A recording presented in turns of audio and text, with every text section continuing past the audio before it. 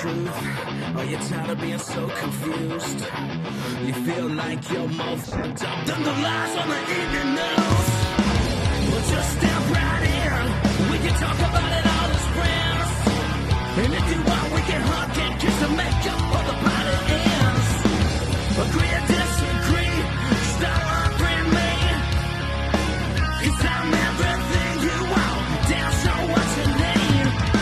I won't tell no lies, back up on the facts with truth. And if you can't get down with that, you must be somebody's dude.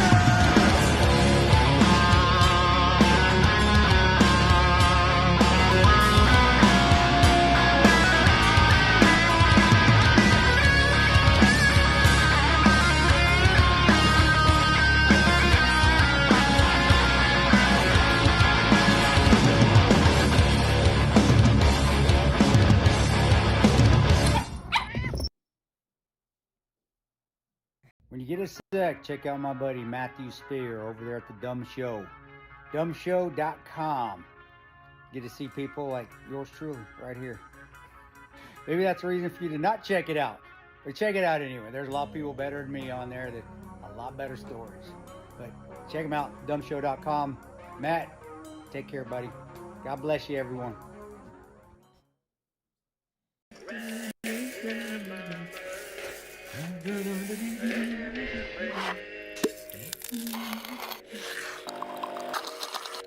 Come on, man. Can you feel the pain? Into him now, about this new world. Ain't no track. Papa's got a brand new eye. Adjusting transmitter output. This is the Don't Unfriend Me Show with your hosts, Matt, Leroy, Amy, and Olivia. Geopolitics, military analysis, and election coverage. Coming to you live on all major social media channels at The Dumb Show. Honest, direct, unfiltered. We can agree, we can disagree. Just don't unfriend me. I'm not going to go ahead and... There were subtle innuendos that if you guys have watched me long enough would have picked up on when it came to the strike. And the innuendo and the subtle innuendo, I'll give them to you. One is when I said that the Gerald Ford had left Greece. That was the first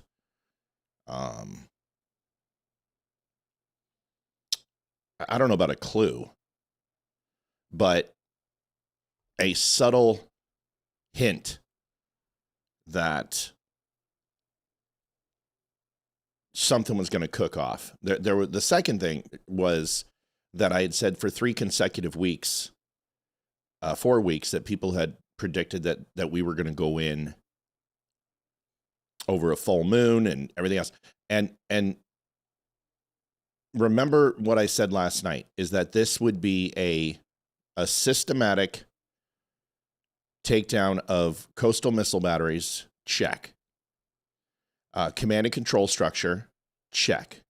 That there would be limited retaliation from Iran that would be much different than last June based upon the amount of Shahed drones and short range and medium range ballistic missiles that they had available. Check. And the last thing is that they would absolutely target the Ayatollah, the clerics, shahs, and the IRGC commanders. Check. So that was the second hint. And the last hint was I was asked about electronic countermeasures and specifically AWACS style type systems like the E2C or larger 130 electronic countermeasures or KCs or any of the other style ECMs that are being used in the area for radar jamming and essentially for defense for our refuelers or aircraft that would be susceptible to the older systems that Iran has, and upgraded surface-to-air missile capabilities. And when I was asked that question, I said the following: I can't go into that. That's all I said. Okay, so subtle hints to help people connect the dots. Now, I'm just going to be transparent. I'd received multiple contacts, and when I say multiple, I'm talking in the 20s to 30s, 25 people saying we're going in this week, and I'm like, okay, and I didn't run with it. And the reason I didn't run with it is because there was one piece missing, and the one piece missing is protection of Israel. And the moment that you put a carrier group off the coast of Israel, which creates a sword and shield with two different carrier groups split, since we haven't seen since Japan and World War II, we haven't seen any type of strategy like that. You knew what the mission responsibility for the Ford would be. And the second carrier group, I think, is the Abraham. Is one is sword, one is shield. Okay, so when asked last night, the comments were that peace talks were continuing to move forward. And until those stopped, there would not be a strike. The caveat to that is, at some point, the United States is waiting for the Ayatollah and the leadership and the IRGC generals all to be under one roof. Now, we know if we go back to June and we go back to the pager incident with Mossad hitting IRGC, Hamas, and proxies inside Iran, we knew that they understood who these people were, who was targeted, and systematically eliminated a very large portion of the middle echelon command of IRGC and the proxy leadership inside of Iran. We then saw targeted strikes after that, leading up to the Fordham and the Natanz nuclear sites inside Iran. Multiple IRGC and leadership inside Iran hit and killed, with zero casualties from Israel or the United States. And since then, the Fordham and the Natanz site and Fordow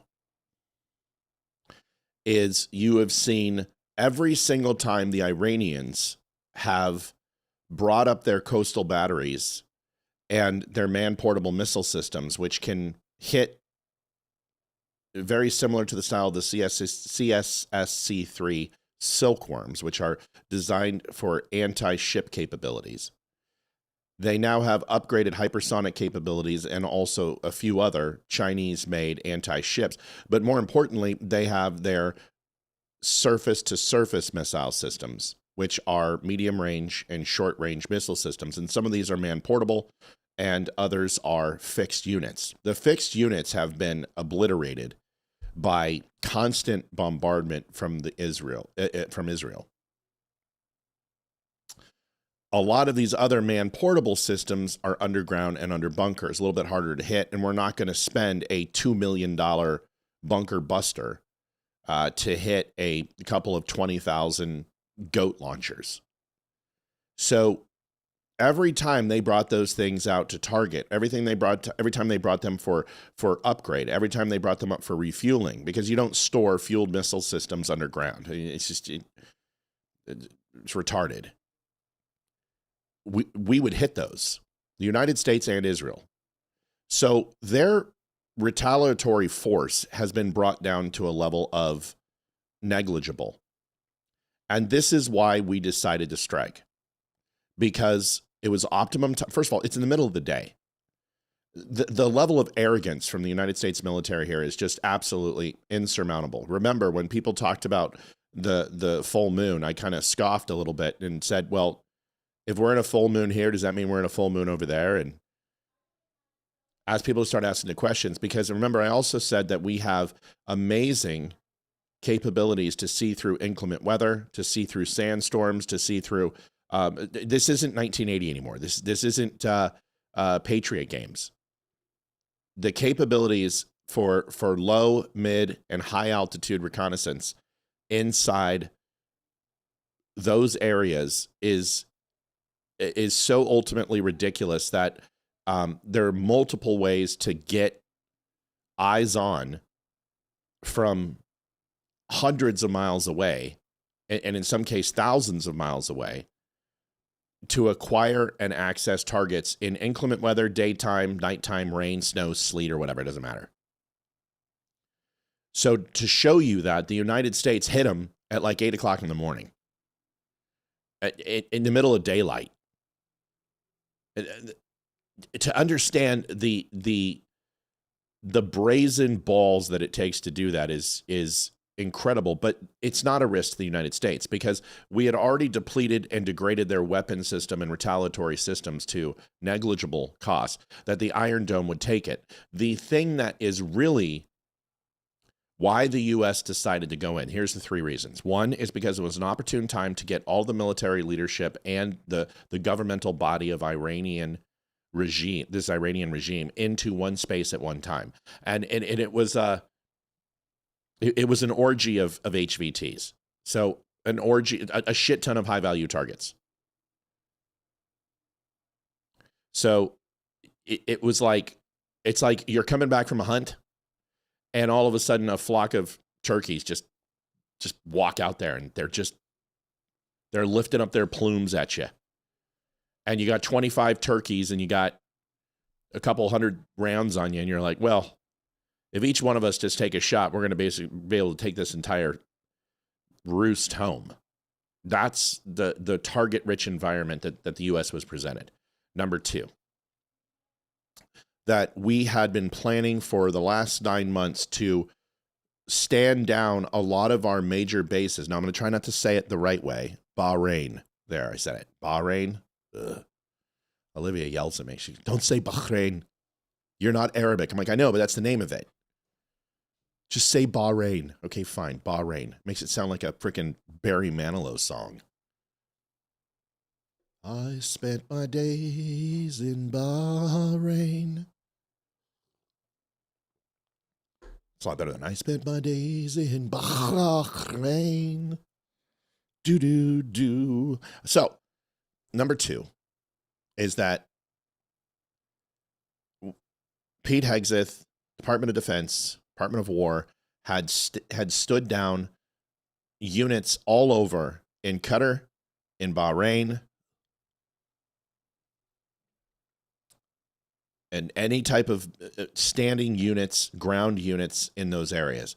So the 5th Fleet, Fifth Fleet, which is in Bahrain, which I've been to, Leroy's been to, we've talked about it on the show many times, was hit. And there's a giant black cloud of probably fuel and rubber and other textile type product on fire. And the reason why it's on fire is there's nobody there to put it out. And it's an acceptable loss. The United States does not care about infrastructure. They'll rebuild that hangar and that building in a matter of months. The point is that they got out military personnel. Remember, there was not an evacuation order to our embassies. Non-essential personnel were highly encouraged to leave. What that's saying is that if you don't like air raid sirens 24 hours a day and have a 0.001% chance of getting hit by any retaliatory strikes from Iran, you can leave. I'm sorry, Iran. Can't say Iran either. So that's number two. And the third, like, most opportune, besides the defense, right? So the fact that Israel is intercepting every single missile that's coming. We're seeing missiles hitting in Qatar. We're going to walk through all of this. I'm going to map it out for you. I'm going to show you where the strikes are, how it happened, get you video, get you all that stuff. We're going to do all that stuff. Understand that what have I been doing for the last 4 hours? Watching. watching, not posting, not predicting, not just reading, watching, understanding, breaking the strike down to see why now. And the third reason is that the talks had gotten to a point where there was no path to a deal. But more importantly, and I'm going to say this with the utmost certainty, the United States got very, very clear intelligence that the Iranian regime were going to retaliate against multiple Arab countries. And the moment that the United States understood that, they went forward. And why? Because now Saudi Arabia has declared pretty much holy hellfire on Iran. So is Qatar. UAE will do the same thing. Jordan will do the same thing. So what you're going to see is the Arab nations are going to unite against Iran. And if you listen to Donald Trump's speech, which we're going to listen to in just a second, he's very, very clear that this is absolutely regime change, but it's in the power of the people. That it's in the power of the Iranian people to institute and propagate regime change, not the United States military. My thoughts are that by hitting the stronghold of the Ayatollah, that, and the way that they hit that, and trust me when I say they hit that thing so fucking hard that it is a shadow of a footprint of itself. And it is utterly destroyed. And anything that in there is dead. We'll talk about that. Let's get to breaking this down a little bit and getting some information into your mainstream vein here. If you guys want to call in, you can call in. I got the Zoom open. I wouldn't recommend it right now. I got too much to do.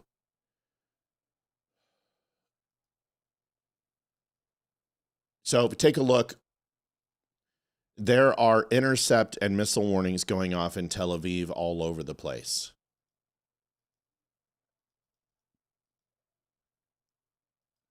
You can see that this is, you probably can't see it exceptionally well.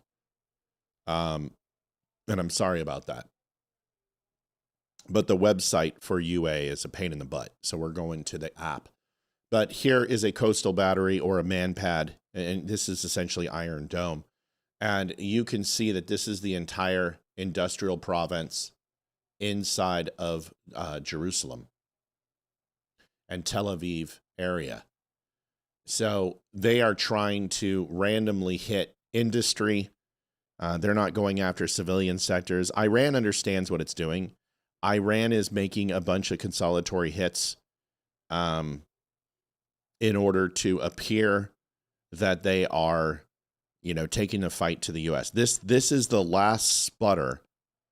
I spit thy last breath at thee, Shakespearean. Throw the final. Troy throws the final javelin at the beast. That Achilles rises once more before taking an arrow to the ankle. This is a sputtering Iranian regime that is basically just throwing whatever they have left at the Arab countries in a defiant spit of breath. Iranian news agency says that they're launching Sajid missiles at multiple targets from these areas, and you can see that these indicators here are the battery systems. These are medium range and short range missile systems that are coming out of some of these caves. You can see there's entryways into these caves. These are hardened bunkers, and this is what they do. They come in, they move these weapon systems underground and then bring them out. And they recognize that these launches are coming from here. Once again, Tel Aviv is still under fire. It's been under fire now for multiple hours. Shiraz is getting hit. If we zoom out here to show you where Shiraz is at. It's the lower part. Isfahan is here. This is Iran. See Tabriz, Kerman. Shiraz is here. So you're seeing multiple strikes and several explosions here. And the reason why is that this is where a lot of the coastal batteries are. So a lot of the retaliatory strikes that are going into Israel and moving over into Israel are coming from these areas. That makes sense. To give you some reference, here's Afghanistan's border. That helps you kind of place. Azerbaijan is here. Armenia is here. Iraq is here. Saudi Arabia, UAE, Dubai, and so on and so on. So a lot of these areas are being hit by U.S. forces because these are the coastal battery sites that are going to launch into over Saudi Arabian airspace, which the Sauds do not like. And they're also going to hit Saudi. And this is why you're seeing Saudi Arabia hit. You're seeing areas in UAE get hit. And the reason why is because that's all they can really do. Iran has requested an urgent and extraordinary meeting with the IAEA Board of Governors to request cities' baseless claims and illegal actions by the U.S. and Israel against Iran's nuclear facilities that require immediate consideration. Yeah, that's not going to fly.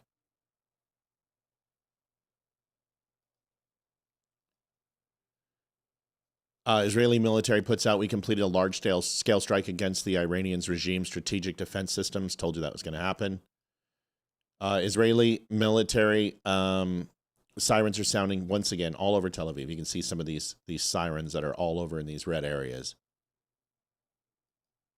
China has called for an immediate halt. Of course they have. They want the oil. I told you, China has no desire to get involved, and they don't want Iran and the U.S. to go to war.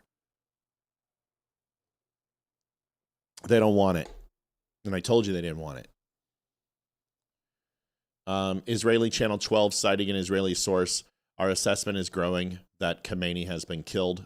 I got word a few hours ago and received a couple screenshots from the bomb damage. And I will tell you, if Khamenei was in that building, he's dead. If anyone was in that building, he's dead.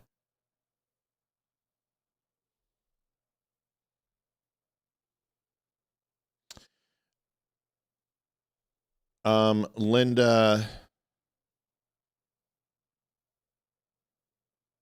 isn't this an act of war without congressional authorization? You can't have an act of war without a congressional authorization. So it's an act of war to Iran. Of course it is. But it's not, there's no war declaration from the United States on this. We haven't declared war since World War II, y'all. And we've independently struck over 72 countries since then and had military conflicts with over 72 nations. Well, excuse me, 72 different areas in countries. We haven't declared war. So, no, this does not require congressional approval. Now, if he wants to do extended strikes, I'm sorry, I got to do this real quick. It's the little things, folks.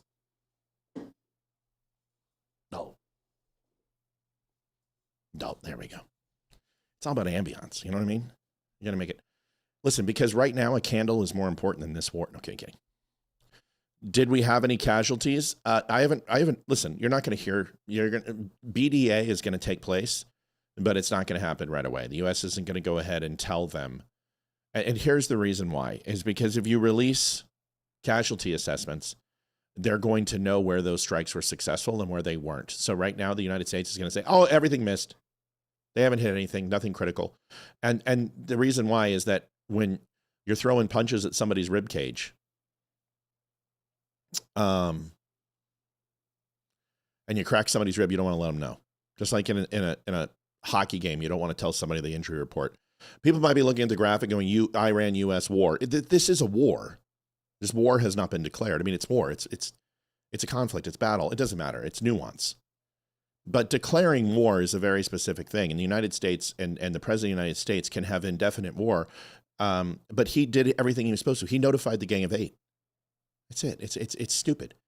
He notified the Gang of Eight. He did what he was supposed to do. He notified Congress. And he told them, we're going to go ahead and hit these strikes. Now, he can do this indefinitely without Congress for, I believe, up to 45 days. And then at that point, he would have to get congressional approval to continue the strikes. But this is not an illegal act. Obama did this more times than you can count. This is a 100% legal strike. And whether people find it justified or not is immaterial. It's not war. It is war. I mean, it's war, but this is more asymmetrical warfare. I mean, this is, there's no troops on the ground. There's no extended deployments. We're not interrupting supply lines. We're not seizing territory. We are literally destroying the Iranian regime because they want to build nuclear weapons and they want to destroy. Look at their retaliation. They're not hitting U.S. and Israel targets. They're hitting everywhere. They're hitting the rest of the world. They're hitting the Arab nations. Iran doesn't give a shit about anybody. They are sending a statement to everybody.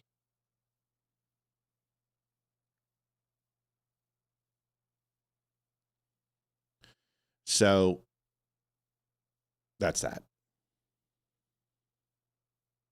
Folks, donations are on. We're doing them. It's Saturday morning. I mean, I was working. Look at me. I'm in my workout gear. You know, I'm tired. It's been a long week, and I'm here again with you guys. Jeez. Taking up all my time this week. Can you be more considerate, please?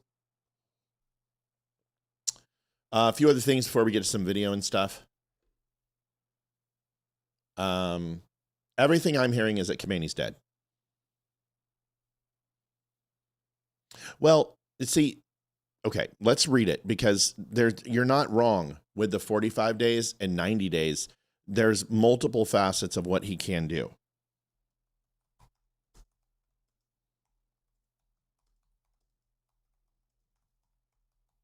And I'll read it to you. We've covered it 100 times here before, but we'll just do it again. Congress has the power to declare war, raise, and fund the military regulated armed forces. Article 2 under Section 2. President, Commander-in-Chief of the Armed Forces. That means the President directs the military once conflict is authorized. The President must notify Congress within 48 hours of deploying armed forces in hostilities. Military action cannot continue longer than 60 days without congressional approval, plus a 30-day withdrawal period. So it's overall 90 days, but that 45 days has kind of been the marker, because you have to understand, then you have to go and solicit Congress at the end of the 60. So like at the 45-day mark, you will see the President of the United States go before Congress and his administration and the Joint Chiefs and others, Department of War, will go in front of Congress and ask for authorization to extend the period of the conflict. So 60 days, and then 90 days must withdraw forces and stand down. So at the 45-day mark, that's when you'll see it. Thanks, Justin. I appreciate you, buddy. Fox said he was relocated. Once again. There's a reason we hit that building. We'll find out. We'll find out. What I'm saying is that if he was in that building, he's dead. I don't care if he was in a fortified bunker, he's dead.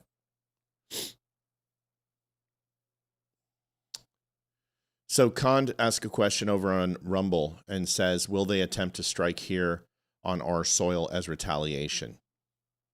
They're not going to reach us with conventional forces. They don't have anything in their conventional military to hit us, and there's not many countries that do. So you can rest assured on that. But Iran has proxies all over the world.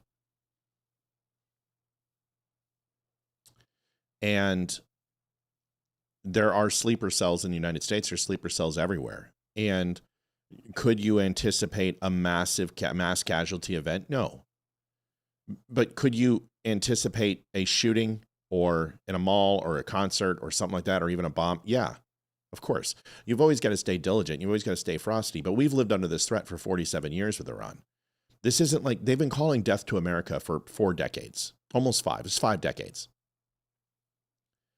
Iran has one goal, and that is to eliminate the infidel. And the little devil and the big devil. And we're big devil, and the Jews are little devil. And that's the way they see us. Now, the Iranian people don't see us that way. No notice to reserve us out of this morning. Drew, I don't know what you mean. What do you mean, calling up our reserve forces? So stay vigilant, right? Stay frosty. Always watch. Do those things. But live your lives, for gosh sakes. And Iran is more worried right now about their country, and the last thing they want to do, like there's rumors that they shot at our carrier with a hypersonic missile. And Drew says no standby orders. I'm that doesn't shock me. I don't anticipate ground troops. Charity Lamb donated $50. I'm thinking you never sleep, Matt. Glad you're on it. I never sleep. Like I said, I've been watching this for 4 hours, and I'm not going to come on and just react like everybody else and be like, oh my God, bleh, this is what's going on. No. We're not going to do that. But yeah, I would stay frosty. But I think what you need to understand is that Iran is focused on right now staying alive. Yeah, you're not going to hear the guard called up. You're not going to hear, guys, this is not a land war. There's no need for Iran to be, the people of Iran will take care of the land war. What you need to do is make sure that the IRGC is splintered and its leadership is fractured. That way, average Joe private, Ahmad al-Khakh, sees his brother and sister rising up against with Molotov cocktails, that he doesn't kill them because he understands that that's his family, and turns and helps those people to fight whatever forces remain. But trust me, the spirit of the IRGC is rooted in terrorism, not open conflict. This isn't the Afghanistan army. IRGC is battle tested from in Syria. They're battle tested in the Iran-Iraq war, but their means of being a force is one from clandestine bombings and hit and run tactics. They're not a standing army as you would think. The IRGC is not even equivalent to Iraq's Republican Guard. They're in a military, and they are a large-scale military, but they're not going to go muzzle to muzzle with U.S. forces, and that's not what they are. You guys have to understand is that Iran does not have an air force. Iran does not have a naval. They don't have a navy that's effective. They have some skiffs. They have a few old cutter-style vessels, and those will all be sunk within 24 hours if we decided to do that. We haven't done that yet. We haven't taken out their navy because they're not a threat. Iran is a defensive country. Offensive capabilities are very moderate because they have been literally sent to the Stone Age, especially over the last year. So the reason why the United States is doing this is the same reason they did it with Venezuela, because they felt a confidence was so high that this was the time to do it. So they do have very strong defense systems, but those systems can't harm our units. And the reason why is because the F-22 will go up 500 miles away and coordinate attack, and then literally they won't even see it on radar. It's a different military. Iran used to have the largest integrated air defense system on the planet, and that has been eradicated and obsolete for a long time. All right. Just going to check a couple things on UA. Want to thank you, everybody, for the donations. I really appreciate everybody doing this. No, Iran does not stand a chance against the United States at all. At all. I heard one of our Air Force bases got hit. Is that confirmed? Yes, Leslie, it is. I'm going to show you some photos on that. I can't say Bahrain, Com 5th Fleet, U.S. Navy was hit. However, that base has been on stand down. They have essentially removed all personnel and all critical infrastructure and units out of that area. All vessels were out to sea. They got a warehouse probably full of tires and fuel, and that's it. And you could tell by the dark acrid smoke. Yeah, they hit it. I'll show you the photos. I got the video, but yeah, they hit one of our bases, and they hit one of their bases is because we didn't try to stop it. Okay. We hit one of their bases because we didn't try to stop it. Trust me, if we wanted to intercept it, we would have. Charity's donation. Hayden was talking, didn't hear. Charity, if I didn't say thank you so much. Carrie Sprix, also thank you, $5. Thanks for coming in today. No problem. Hey, I love coming into work. And Charity, if I missed your donation, thank you. I love you. Let's watch this. Rocky Mountain Basher is watching from Ogden, Utah. Hula. We got to keep that Utah red, man. That state's going blue. I don't like it. I don't like it at all. You got to help us out, man, Utah. You guys got to get your heads on straight. They hate you as much as they hate Christians. And not that Mormons aren't Christians. You get my point.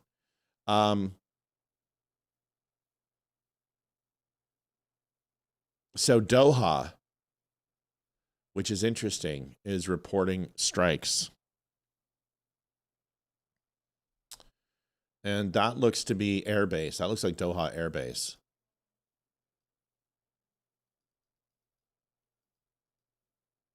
That's Qatar. That's what I thought. Yeah, so you're in Doha, and they're showing that Doha Air Base. You can see there's our C-17s here, and there's the short and long runways. Yeah, the Salah. Oh, I'm sorry, CJ 2110. Thanks for being here today. You're welcome. El Udeid Air Base right here. This is in Doha. So they're reporting that there were missile strikes over here. So this is what I was trying to tell you, is Iran is literally throwing everything. They're throwing the kitchen sink at everybody. And this is just this is just the last spit of desperation. Looks like Bushehr was hit in the past hour. And that was in the Bushehr province. I'll tell you why that was hit in just 2 seconds. So that's off the coast of Iran. And that is going to be Bushehr. That's going to be their naval base. Oh, yeah. Okay, so this is hit because this is power and infrastructure. They've got several nuke plants here. They have a couple of inlets, which looks like for supply. Thomas Austin 10348. So this is going to be for petrol. This is one of their prominent processing areas. So if they're hitting this is for economical impact plus power, because this provides command and control for this entire western board. So Bushehr getting hit is a strategic command and control pinch. But yeah, there's this petrol processing is over here. You've got a nuclear plant over here. You have storage capacity over in here. You've got living quarters for all of this industry over here. And this just got hit. So once again, the United States taking out command and control units. Why did Israel activate 70,000 reservists defense against Hezbollah? Yeah, it's to keep Beirut and it's keep Lebanon from getting any thoughts of striking from the northern part of Israel, because that's really the vulnerability for Israel. That's really their only vulnerability, because Syria isn't going to go push into the West Bank. They've got their own problems. Okay. Oh, this is interesting. So Halash, this is an unknown base. Halash is reporting. What is this? Oh, I know what this is. This is an IRGC base. Not very well known, though. What area is this? Interesting. This right here is Imam Khomeini Street right here. This is gone. So this is refinery. Looks like a refueling. This looks like a refueling area for vessels. So this could be a pinch point just for refuel. Let's see where it's at. Is it right on the Gulf? Yeah, that's exactly where it is. Look at that. It's right on the Gulf. So it's the bottom part of Iran. So this is going into Dubai, United Arab Emirates, and going into the Gulf. Here's Bahrain. So this was just hit. This looks like a refueling station for southern operations of naval, and probably IRGC at the same time, which is interesting because I don't know it. I don't know that this is, this. What bay is this? Chabar. I don't know it. But that's got to be IRGC. It's got to be. I mean, you can just tell. That's just. You've got freighters. You've got small container vessels. Over here, you have an inlet, and then you have refueling. You have petrol right here all over the place. Looks like you've got some vehicles, diesel type trucks, container resupply for refueling. You've got the ability for long ships to come into this channel.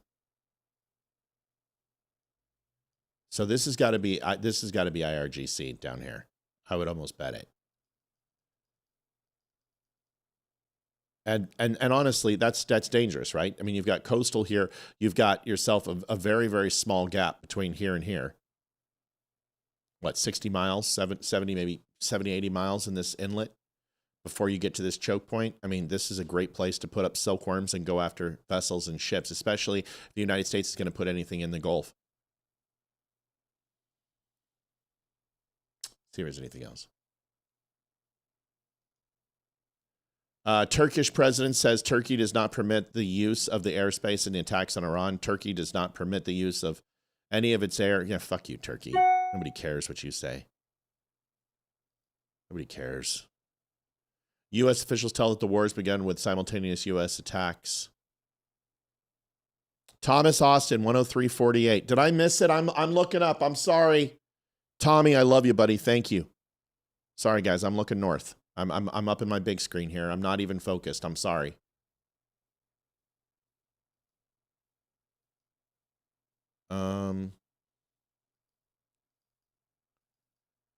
Video has been released showing attack on IRGC military base in the city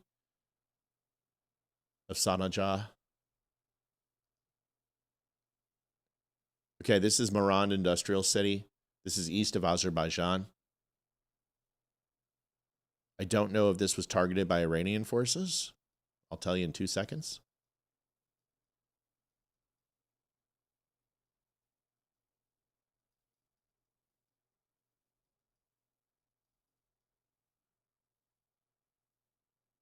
Nope. That's us.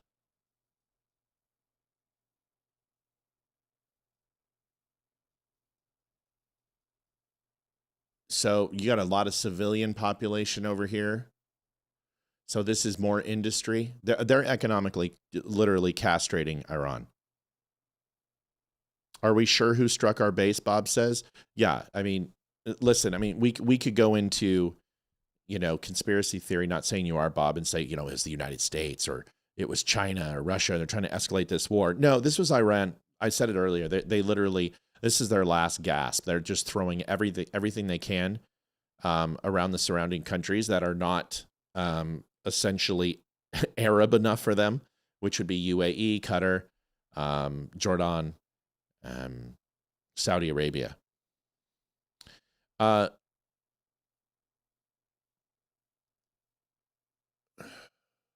Airstrike on Marand Industrial City, east of Azerbaijan. So yeah, that makes sense. So they are literally just crippling Iran's capabilities for economic productivity when it comes to oil. And this is why China's so frickin'. Looks like Kuwait has gotten involved with intercept of ballistic missiles, which is great. Great to hear that all that money we put into Kuwait is paying off. Aerial interceptions over Kuwait. Israel declared state of emergency. Okay.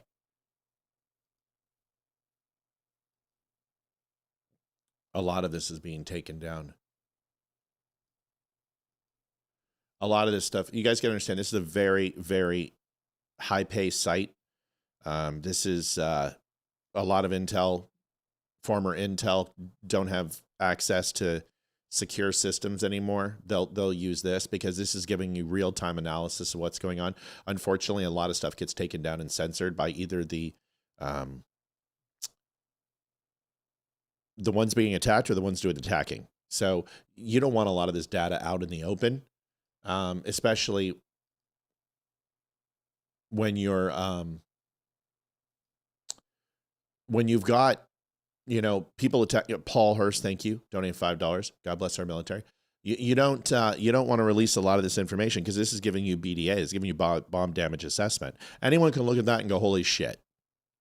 You know, they can look at that. They can look at the yield. They can measure that cloud. They can look at the overall, seeing that it's a white smoke. So it's very, very, very, very, very, very hot. Whatever they hit is super hot. There's very little black acrid smoke, which usually shows a low propensity of fire with a lower heat yield, which therefore, or biochemical or tar or rubber or something like that is being burned. This is a white hot smoke, which means whatever they hit got super hot, super fast.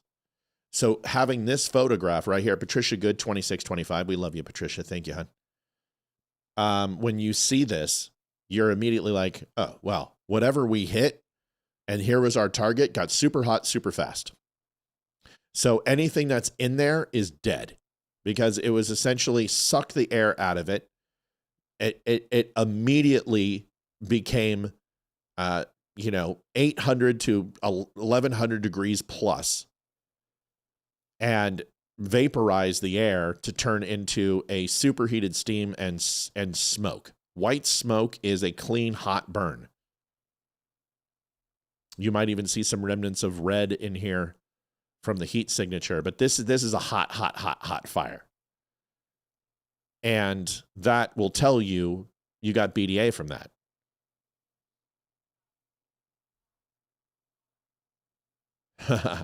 Yeah, James, that's a good question. James was asking, when will the nut jobs over on the liberals change their flag to Iranians? I don't know. I think we should change the flag to the Persian flag is what we should do. Let's listen to the Prime Minister of England. Not that we give a shit what he has to say, because now the fun part, we get to go and dive into some stuff. Very good camera. Whoever has this camera is using a Sony red lens. I'm very, very proud of them. This is a $30,000 lens, and it's gorgeous. It's got like a 1.7 aperture. It's gorgeous. Look at the bokeh in the background. The flags are slightly bokeh while he is in perfect focus. This is whoever did the lighting is fantastic. I mean, this is a beautiful shot. I'm very impressed. Like, I would kill to have this camera. I would give my left nut. Unfortunately, I have to sell like everything I own to have that camera. Let's listen to this. The United States and Israel struck targets in Iran. Yeah, no shit, dude. We know. Iran has since launched indiscriminate strikes across the region. Yes, they have. I know the British people and communities across our country will be deeply concerned about what this means. What it means is Iran is going to get butter humped, and we're going to go ahead and take all their oil production. So you guys might want to start getting on the right side of the world history here, because the United States is kicking ass and taking names. And we have single-handedly taken, 2/3 of the entire oil productivity of the world over in less than 30 days?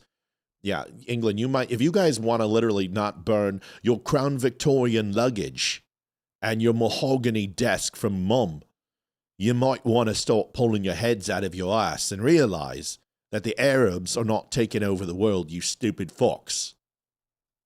For security and stability, and for the fate of innocent people across the region, which for so many of us includes friends and family members. Okay, come on, dude. So whilst the situation is evolving very quickly, I want to set out our response. Okay. Wank!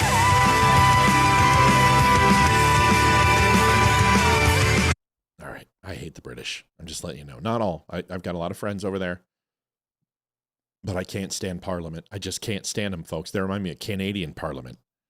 No role in these strikes. But we have long been clear.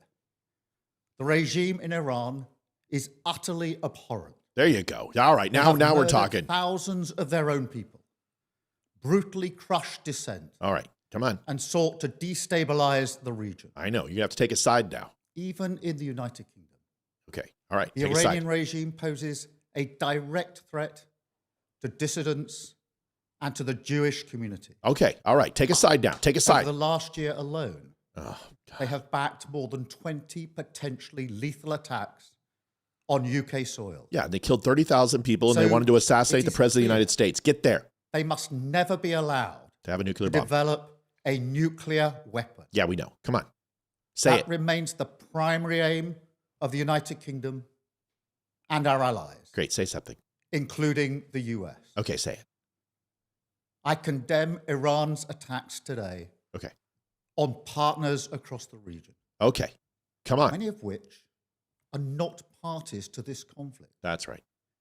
We extend our support and solidarity to them as part of our commitment to the security of our allies in the Middle East we have a range of defense. Let me tell you the proper response. We stand by the United States of America and Israel for this absolute necessary response to Iran's totalitarian regime of terror for the last 47 years. We will work in hand in any way that we can with our allies in the West and Israel because we stand against evil. England is back, motherfuckers, and we are in the house. That's the response. And then guess what Iran does? Iran says, it was at this moment that Nathan knew. He fucked up. no, but you got to go in here and you got to be like, listen, we're going to go ahead and do the things that we need to do in order to say a bunch of things we don't need to say because we refuse to take a stand, because we don't want the rebel uprising of Arabs in our country that are taking over now. We want them to do it a generation from now. Yes, we are going to surrender our country willingly. We're not going to do it today. Just sit here and say that everything the United States and Israel is doing is 100% supported by England. It's all you got to say, and shut up and sit down. Capabilities in the region, which we've recently strengthened. Our forces are active, and British planes are in the sky today as part of coordinated regional defensive operations. Right. We've got to head and put up a couple of F-11 tornadoes. And there we've got some UV-8BC Harriers patrolling the area. Right, around London. We have them in the air right now. Yes, they're 1,700 miles away from the conflict, but we're in the air. You wanker. Wank!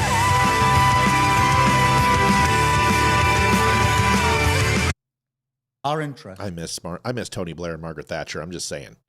and our allies, as Britain has done before, in line with international law. We've stepped up protections for British bases and personnel to their highest level. We are also reaching out to UK nationals in the region and doing everything we can to support them. Right. I've been speaking with leaders today from the E3 and across the region. It is vital that we prevent further escalation and return to a diplomatic process.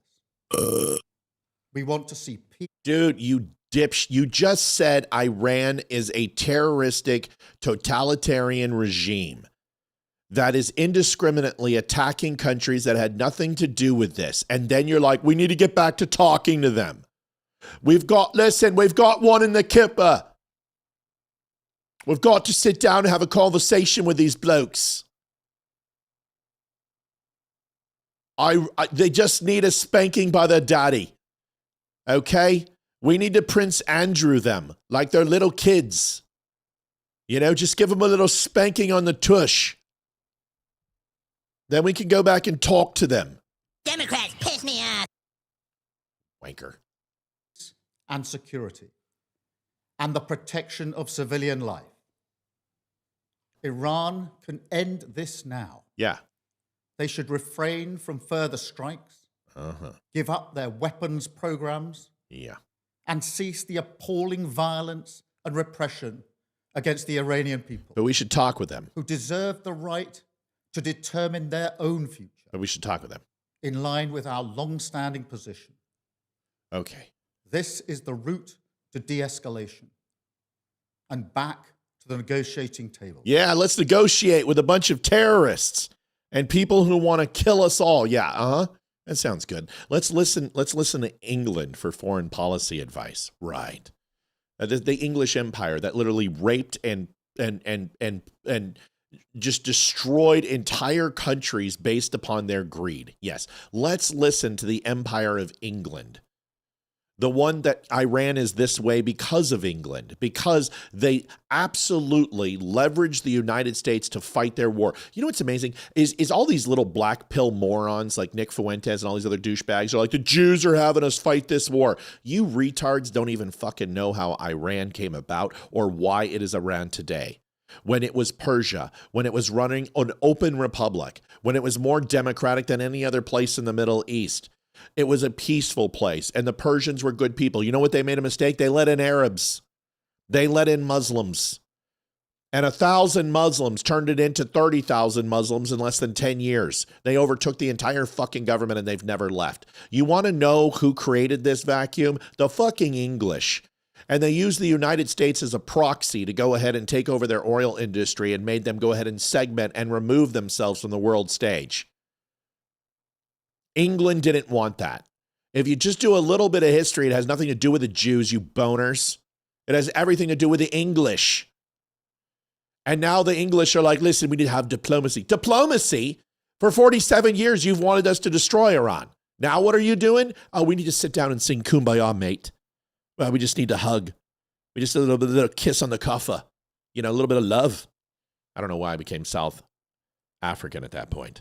Silence! I kill you! I'm so sick of it. Saudi Arabia has joined in striking Iran. Oh man, this is the thing. You got Sauds involved. You done fucked up, Iran. Sorry for the language. I'm a little fired up. You know, napalm in the morning smells like napalm. Here it is. Listen. What I can say is new right now. We're just getting word that the Kingdom of Saudi Arabia says they will join the U.S. in the operation against the Islam. What I can say is new right now. We're just getting word that the Kingdom of Saudi Arabia says they will join the U.S. in the operation against the Islamic Republic of Iran. They said that this comes in the wake of Iran attacking the U.S. base in Saudi Arabia. I just spoke to a senior U.S. official who said the Iranians made a big mistake by firing on Arab. Uh-huh. Wow, who told you that? And that was the third step, right? That's why the United States knew. They knew what their strike and retaliatory plan would be. And they're like, wait a second, you're going to hit Qatar?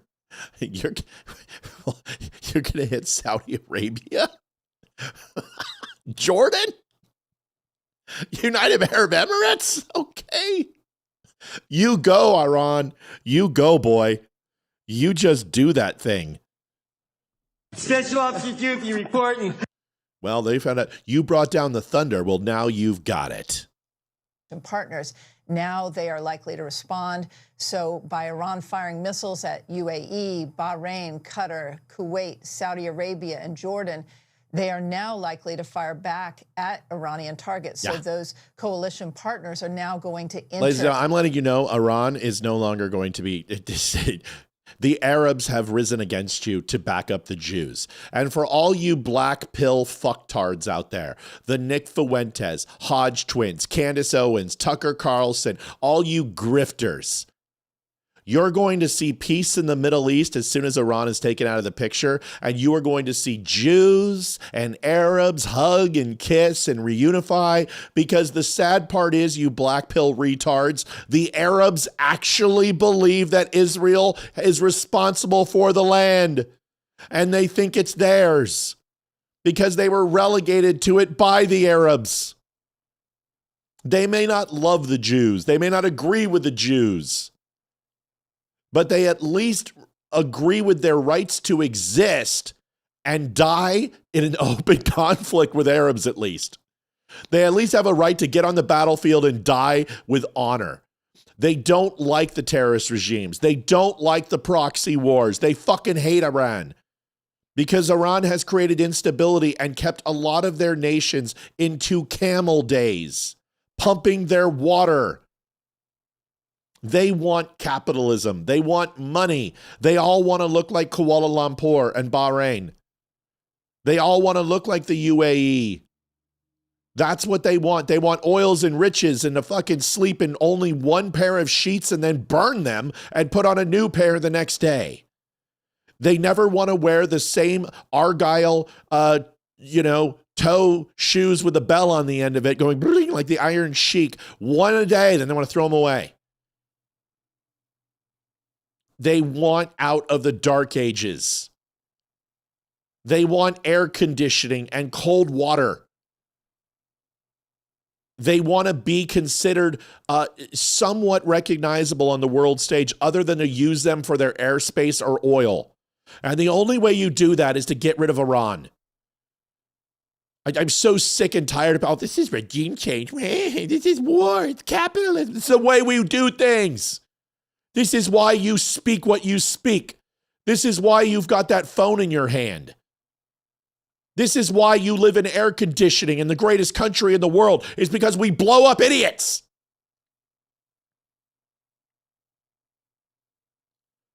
This is the way it works. If your neighbor literally throws bombs across their fucking yard into your house for 47 years, and then you retaliate and kill them, and you're like, oh, this is regime change. It's so wrong. This is the neocons. It's George Bush. You people don't deserve to eat or breathe. This isn't about being an empire. This isn't about neocon conservative politics. This is that Iran literally creates instability in a region where the end of days is going to happen. And you people call yourself Christians, Tucker Carlson, Candace Owens. Have you even read the Bible? Have you even remotely looked at where the Western civilization is at in the end of days? Israel's pulling us into another war. Ah! You're an idiot. You're stupid.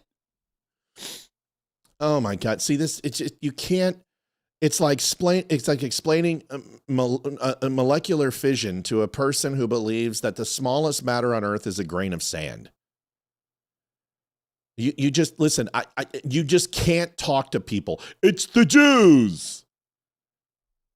It's the Jews. It's not the Jews, you morons. Do you realize that Iran can't do shit to Israel?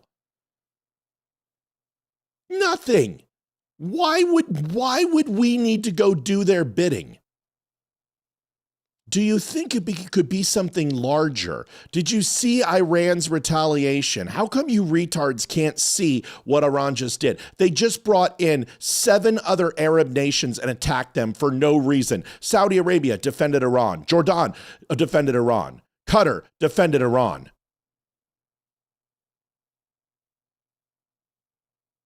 United Arab Emirates defended Iran and stood up against the United States and said, stop, this can't happen. What happened? The moment that we took out a military target inside of Tehran, they launched all missile systems to everyone but the people who struck at them effectively. Are you even paying attention? Oh, well, they're just good people. This is what Iran does. They create instability in the Arab nations. We had a peace deal between Saudi Arabia and Israel. October 7th was propagated. This entire shit that you're upset about. Everything you're mad about. Everything you're like, oh, the Jews. For 2 years, you've been talking about it nonstop. All of that is propagated and created by Iran. Saudi Arabia and Israel were going to sign the 4th peace deal in the United States. It was the framework of the Abraham Accord. Donald Trump created that. Biden was going to get credit for it. And what happened? October 7th, you guys are like, poor Iran. They're just victims. You people are morons. Joanne Lutman donated $50 for air conditioning worldwide. Amen. How is that wrong? I just told you. I just told you how it's wrong.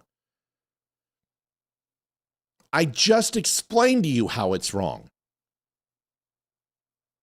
The fact that you think that Israel, at their beck and call, can get the United States to do you understand that Iran has literally made the U.S. a target for the last 47 years? Do you understand that Iran just killed 30,000 of its protesters? Are you even aware? But you don't care. Because the only thing you see is Jews. That's the only thing you care about. Jews. It doesn't matter what happens on the planet. It's all the Jews' fault. Porn, Jews. Lawyers, Jews. My TV went out, must be the Jews. Lahaina fire, Jewish space lasers. You guys are so transfixed on only one thing, the microcosm of the Israeli government, which has absolutely not enough money, enough influence, or enough strength to change U.S. policy. Please specifically tell me what U.S. policy was changed by the Jews ever in U.S. history. Go. Just give me one. Just name me one piece of legislation that was proposed by the Israeli government that was not moving forward, that was actually propagated by AIPAC or the Israeli government in any way, shape, or form. Please tell me. Because if you're going to say the Iraq war, that's bullshit. That had nothing to do with it. We didn't do it for the Jews. We told the Jews to stay out of it specifically because they didn't have the military buildup that was necessary to defend themselves against the Scud. That's why we put in the Golden Dome. And Israel has been with us every single strike that we have made in the last 3 years against these proxies. They've put their fucking asses on the line just like we have. So which one is it? That they had us go ahead and go into Iraq for no reason, did Afghanistan, that they went ahead and caused 9/11 because that's what you guys think because you're retarded? Help me understand what the Jews have done that we are a slave to what Israel wants. Just explain it to me. The Hart-Celler Act of 1965, helmed by Jews, changed our immigration laws. Oh, God. All right. Well, it looks like we're going to have some fun today. We were going to talk about this, but let's go ahead and do it.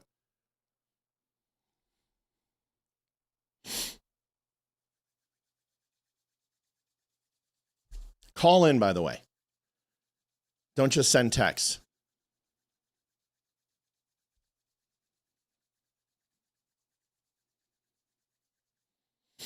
Do me a favor. Can you answer these 2 questions for me?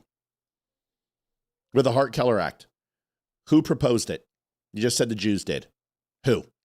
Give me a name. 1965. Who did it? The name of the person, please. I'll wait. Please tell me the president that also was involved. Which president? 1965. Should be easy with 65. I'll give you a hint. He took over after Kennedy was assassinated. Who also sold out to the Jews.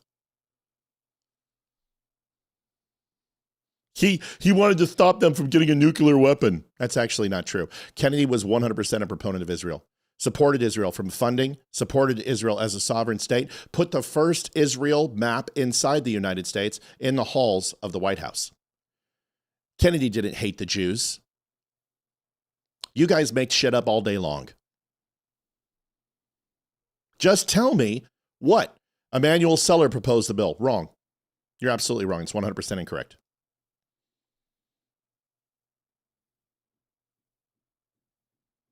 Because you're only forgetting one thing.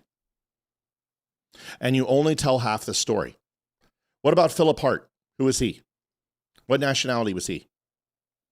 What was his religion? See, you say the piece that you want everyone to know. A Jew was on the bill. Saying a Jew from New York, I hate to say it, it is like saying a redneck from the South. It's New York. I mean, could you be any more indescript? Who is Philip Hart? See, why do you guys only tell half of the story? That's what I don't understand. So you get the narrative and you're like, oh, well, Celler proposed it. He was a Jew from New York. That's like saying a black guy from Watts. But who's Philip Hart? You don't know. You're Googling it right now. Why are you Googling it? 276-200. Kennedy hated dealing with Israel and the Jewish lobby. No, he didn't. Would you like to hear some quotes from Kennedy about the Jews? He spoke openly about it. There are recordings. Show me the recordings. Let's see. I've studied every proponent of John F. Kennedy's life, from his assassinations to his early days to Vietnam. Show me the recordings where he's openly said he hates Jews. Show me. You know who Hart is? Who is it? No, go fuck myself. Well, let's see. Balandris, you just got fucking schooled. Because you said that it was the Jews. Who was Philip Hart? What was his theology? What religion was he? Why won't you say it? Why are you so ashamed? Well, why can't you tell everybody who he was? Because you know it'll do. It'll undercut your argument. What religion was he? What party was he in? See, that's the thing. You guys only take the pieces of the story that go ahead and fill your stupid narrative about the Jews. Because if Philip Hart was involved with it, then that means that he is also what? What does that mean? Because if you say because this guy was a Jew from New York, that immediately he represents all Jews and all Israel, well, then therefore, what about a Christian? What about a Catholic? Does that mean that all Christians and Catholics are the lapdog of Satan? Is that what you're saying? No, what you're saying is a person proposed a piece of legislation that wasn't good. That doesn't mean the state of Israel did that. It doesn't mean the state of Israel influenced it. It means there was a Jew from New York who proposed legislation. And let me tell you, man, there's been a lot of them. You don't say anything about the Lieberman-Schultz arrangement, 1967. You don't say anything about the McNamara and the Laos Doctrine. Why don't you say anything about that? Why would Kennedy want to register under FARA when it's a U.S. company, you fucking dildo? You told me to go fuck myself. I was being nice. Now I'm not going to be nice. You told me to go fuck myself. Why would it register under a foreign, under FARA, under a foreign entity when it's a U.S.-based PAC? Why would Kennedy do that? Do you think John F. Kennedy didn't understand that it was a U.S.-based company? Why would he want it to register under FARA when it was already registered under provisions under U.S. regulation and U.S. law accordingly? Why would he want to do that?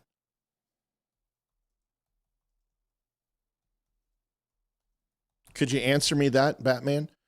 And then I'm going to go at now. I'm done nuking you like we went ahead and hit Iran because you're done. You're cooked. Do you have anything else?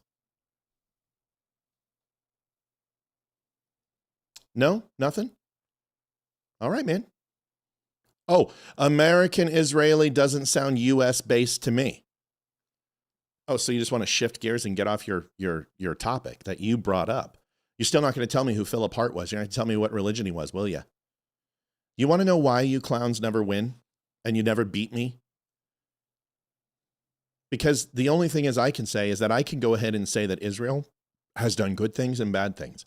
Russia has done good things and bad things. The United States has done good things and bad things. And I don't attest that to one giant conspiracy and plot to solve the world. For you guys to think that 0.06% of the population has full control, they don't even have the money. There are countries that make shit times more money than Israel, who spend more money in the United States. Why don't you care about Qatar? Qatar spends more money than Israel. Why don't you care about Saudi Arabia? Why don't you care about UAE and Jordan? Why don't you care about China? Why don't you care about Azerbaijan, who spends more money than Israel and the United States in influencing the U.S. politicians? Because you don't care about those things. It doesn't fit your narrative. Your ultimate goal is to eradicate Jews from this world. That's what you want. You can sit here and pretend you don't, but that's what you want. Because what's your solution? Remove their influence in the United States? No longer fund them with weaponry? Okay, well, you know what that means? Then the Jews are going to all die. So that's what you want. You want the eradication of the Jewish population. But you can't make the argument. AIPAC still spends more money on politicians. Yeah, with direct donations. They're absolutely, and I think all PACs should be absolved in the United States, but why aren't you talking about Qatar? Why aren't you talking about Planned Parenthood? Why aren't you talking about the NRA? Why aren't you talking about the U.S. pharmaceutical industry? Why are you only talking about the Jews? See, I think every PAC should be absolutely eradicated from U.S. policy. I think Citizens United should be repealed. I think there should be absolutely no interaction from lobbyists in Washington, D.C. without appointment. I think they should all be removed from Washington, D.C. I think you should have to live in Washington, D.C. if you're going to be a representative. I don't think you should be able to leave committee out of session based upon a whim or a political protocol. There's a lot of things that I think, but the difference between you and me is that you Jews, me, everybody. Why are you selecting the Jews? Why is everything about the Jews with you? Nice gaslighting. You still haven't answered Philip Hart. You got one more chance to call in. No, we can't agree on anything because the only thing you agree with me because it sounds good. Because my point is based. You just fucking hate the Jews. My point is logical. My point is broad and it covers multiple facets of the problem. You just don't like Jews. That's the difference. Because everything that you've said since you've walked into this room is Jew, Jew, Jew, Jew, Jew, Jew, Jew. You're getting cooked, dude. And this is by text. Imagine if you called in. You don't like Jews. Just say it. Just say the words with me. I hate Jews. It's easy. No, you don't. You want Jews. You didn't say you wanted all foreign lobbying stopped. So what you're doing is you're saying I convinced you from your original point. I've exposed your opportunity with your argument, and you apologize. I was right. You were wrong. Those are the words you're looking for. Say it. I can answer what threat. I've already answered the entire show what threat Iran poses to the United States. Do you want it from a biblical standpoint, geopolitical standpoint, economic standpoint, or from a terroristic regime standpoint? Which one do you want? I'll give you all five. Because this is a part of the show, and I have no problem stopping the show to do this, because this is important, because ignoramuses like you are black-pilled morons who want to kill Jews. We've already had that regime. They were called the fucking Third Reich, and they have lived out their time. We don't want you stupid sons of bitches back. You fell for an Austrian fucking postal clerk that was the farthest thing from blonde-haired and blue-eyed. And you listened to him and eradicated an entire group of people, and then an additional 6 million people who weren't Jews, all because you were too stupid to say, hey, this doesn't sound right.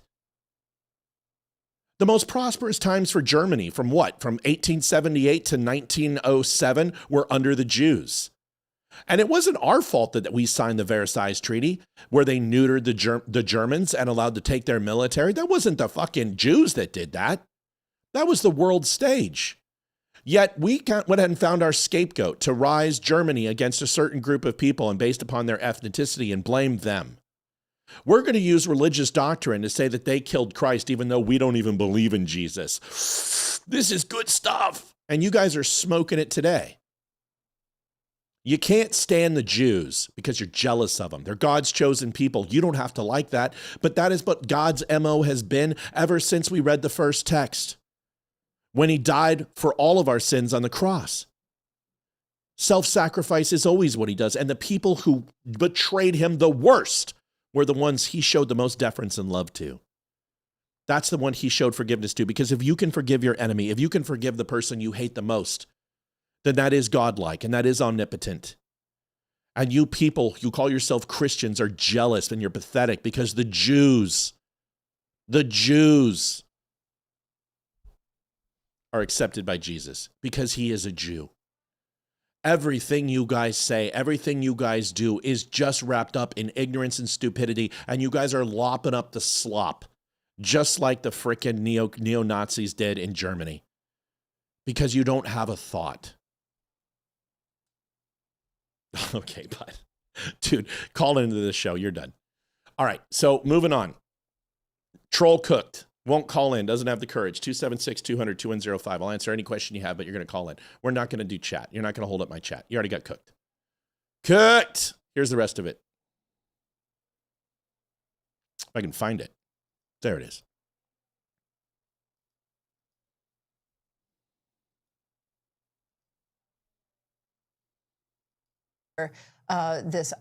Jews didn't kill Christ, moron. Romans did. The Jews betrayed Christ. Get it right. Read a Bible once in a while. Read something other than your Third Reich Aryan handbook, Mein Kampf. Operation that started off as a U.S.-Israeli operation. That is very, very significant, and we haven't seen that happen in the past. The U.S. military has been focusing on high-value targets, I'm told, the IRGC, significant facilities. What I can say is new right. All right. Let's see. Let me get to bookmarks. I want to show you Trump's speech. It's about 8 minutes, but it's worth it. And then I can show you some of these strikes and some of the claims that the Abraham got hit and all the other bullshit. Let me just find President Trump's speech. Here it is. The United States military began major combat operations in Iran. Our objective is to defend the American people by eliminating imminent threats from the Iranian regime. See, I love this. Nuclear acorn. No, I didn't surrender. I gave you 15 minutes. I cooked every single one of his points and answered his questions and told him to call in, and he's too much of a coward to do so. So you and your anime fuckboy can call in or not. It doesn't matter. You lost. So all you got to do is call. See, this isn't a debate. This is a conversation, and you've moved every single goalpost since you got here. You still haven't answered my one question. What religion was Philip Hart? So you can say that I got cooked all you want, but that's not what happened. Everyone saw it. And you guys are like all groypers. You're just a bunch of wankers. Here you go. Wanker song for you. Wank!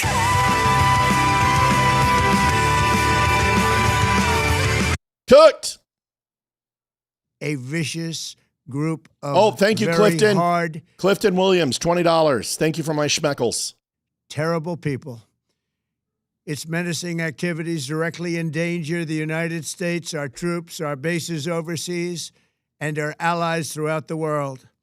For 47 years, the Iranian regime has chanted death to America and waged an unending campaign of bloodshed and mass murder, targeting the United States, our troops, and the innocent people in many, many countries.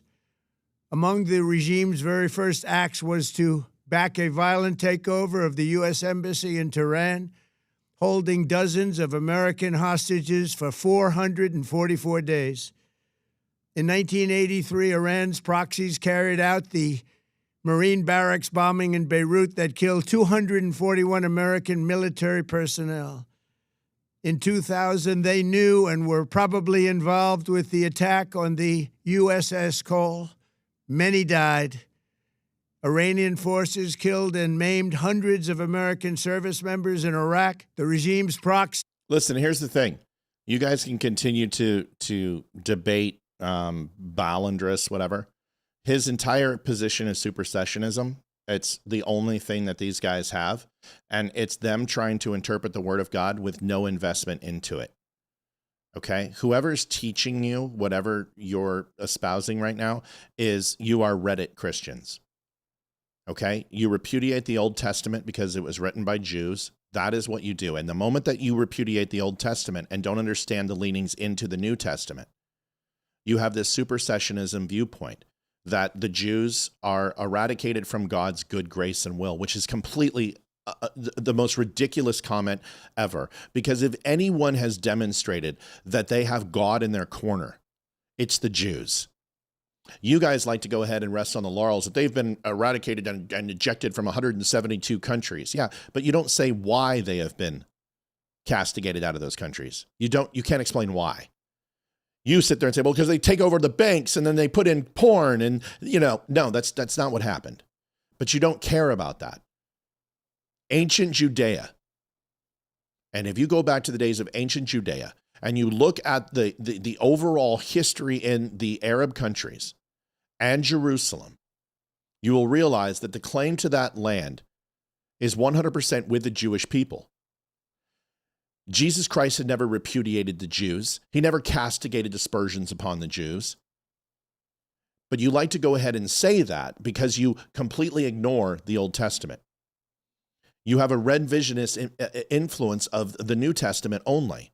And what really bothers me with that is that you're the type of people that ultimately will read an entire book and go to the last chapter to dignify everything that happened up into that book without actually making any investment into what the prologue was.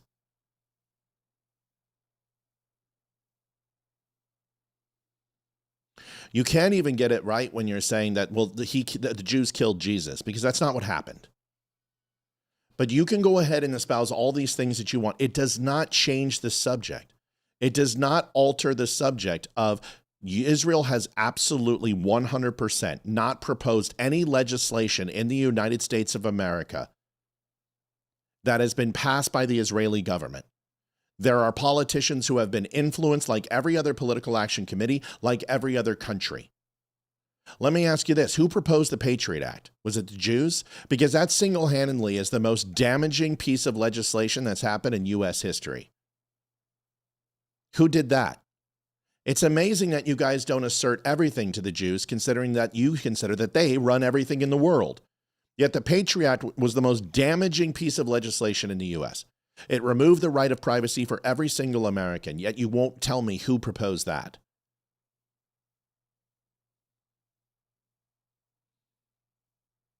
I just want you to actually have a little bit of history that started before 1948. That's all I'm asking you to look at. I'm asking you to dive into things that are other than what you know as the modern day era of the Jews. I would like you to stop saying that the Palestinian people were the Philistines when they weren't. When they were more Middle European and Greek. The Palestinians were a nomadic people that were exiled from Turkey, from Afghanistan, Turkmenistan. And all over those areas, they were nomads, they were vagabonds, and they were repudiated by Arabs. That's why nobody wants to take them in. But you guys, because there's a P in it, immediately assert that the Philistines and the Palestinians are the same people because you guys can't get past 3-syllable words. Call in anytime you want, man. These have continued to launch countless attacks against American forces stationed in the Middle East in recent years, as well as U.S. naval and commercial vessels in international shipping lanes. It's been mass terror, and we're not going to put up with it any longer.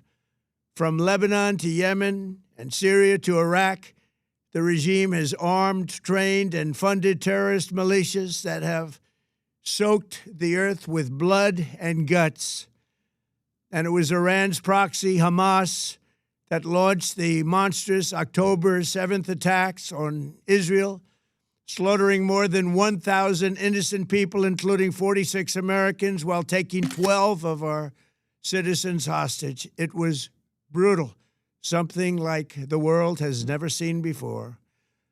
Iran is the world's #1 state sponsor of terror, and just recently killed tens of thousands of its own citizens on the street as they protested. It has always been the policy of the United States, in particular, my administration, that this terrorist regime can never have a nuclear weapon. I'll say it again. They can never have a nuclear. The call link is right on the page where it always is. It's literally right underneath me. And it's here every show. It literally says, call us 276-200. There is no link. I don't know how to put a call link into the show. No idea. Yeah, no idea. Weapon. I got it. No, I know you weren't trying to be rude. It's right there. Don't say duh. So, listen, there's a lot on the screen sometimes. It's hard to tell, but the call is always right there. And then I recite it to them 100 times. They'll never call. They won't call because they know. Listen, they know because they've got ChatGPT. That's all they're doing is using ChatGPT. So every time I say something, they go ahead and put it in ChatGPT and then they text it and they reply. But they know if they get on the phone, they're going to get scorched earth. They just know it because they don't know anything except what their little neo-Nazi bullshit Reddit thought process tells them.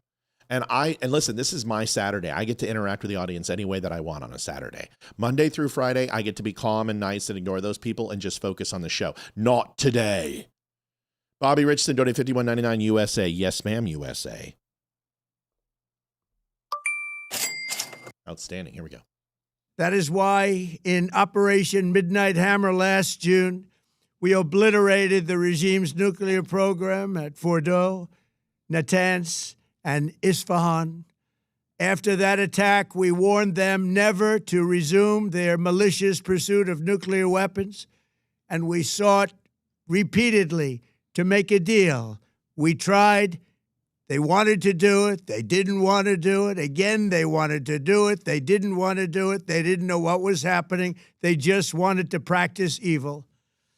But Iran refused, just as it has for decades and decades. They've rejected every opportunity to renounce their nuclear ambitions, and we can't take it anymore. Instead, they attempted to rebuild their nuclear program and to continue developing long-range missiles that can now... Sorry, I was asked a challenge, and I answered everything but the following. The question was, where in the Bible does it say that that the Jews are God's chosen people? Deuteronomy 7:6. God tells Israel that they are a chosen people set apart from other nations. This is how obvious your guys' arguments are. I've tabbed everything because you guys, you always make the same arguments. Exodus 19:5-6. Israel is described as a treasured possession and a kingdom of priests.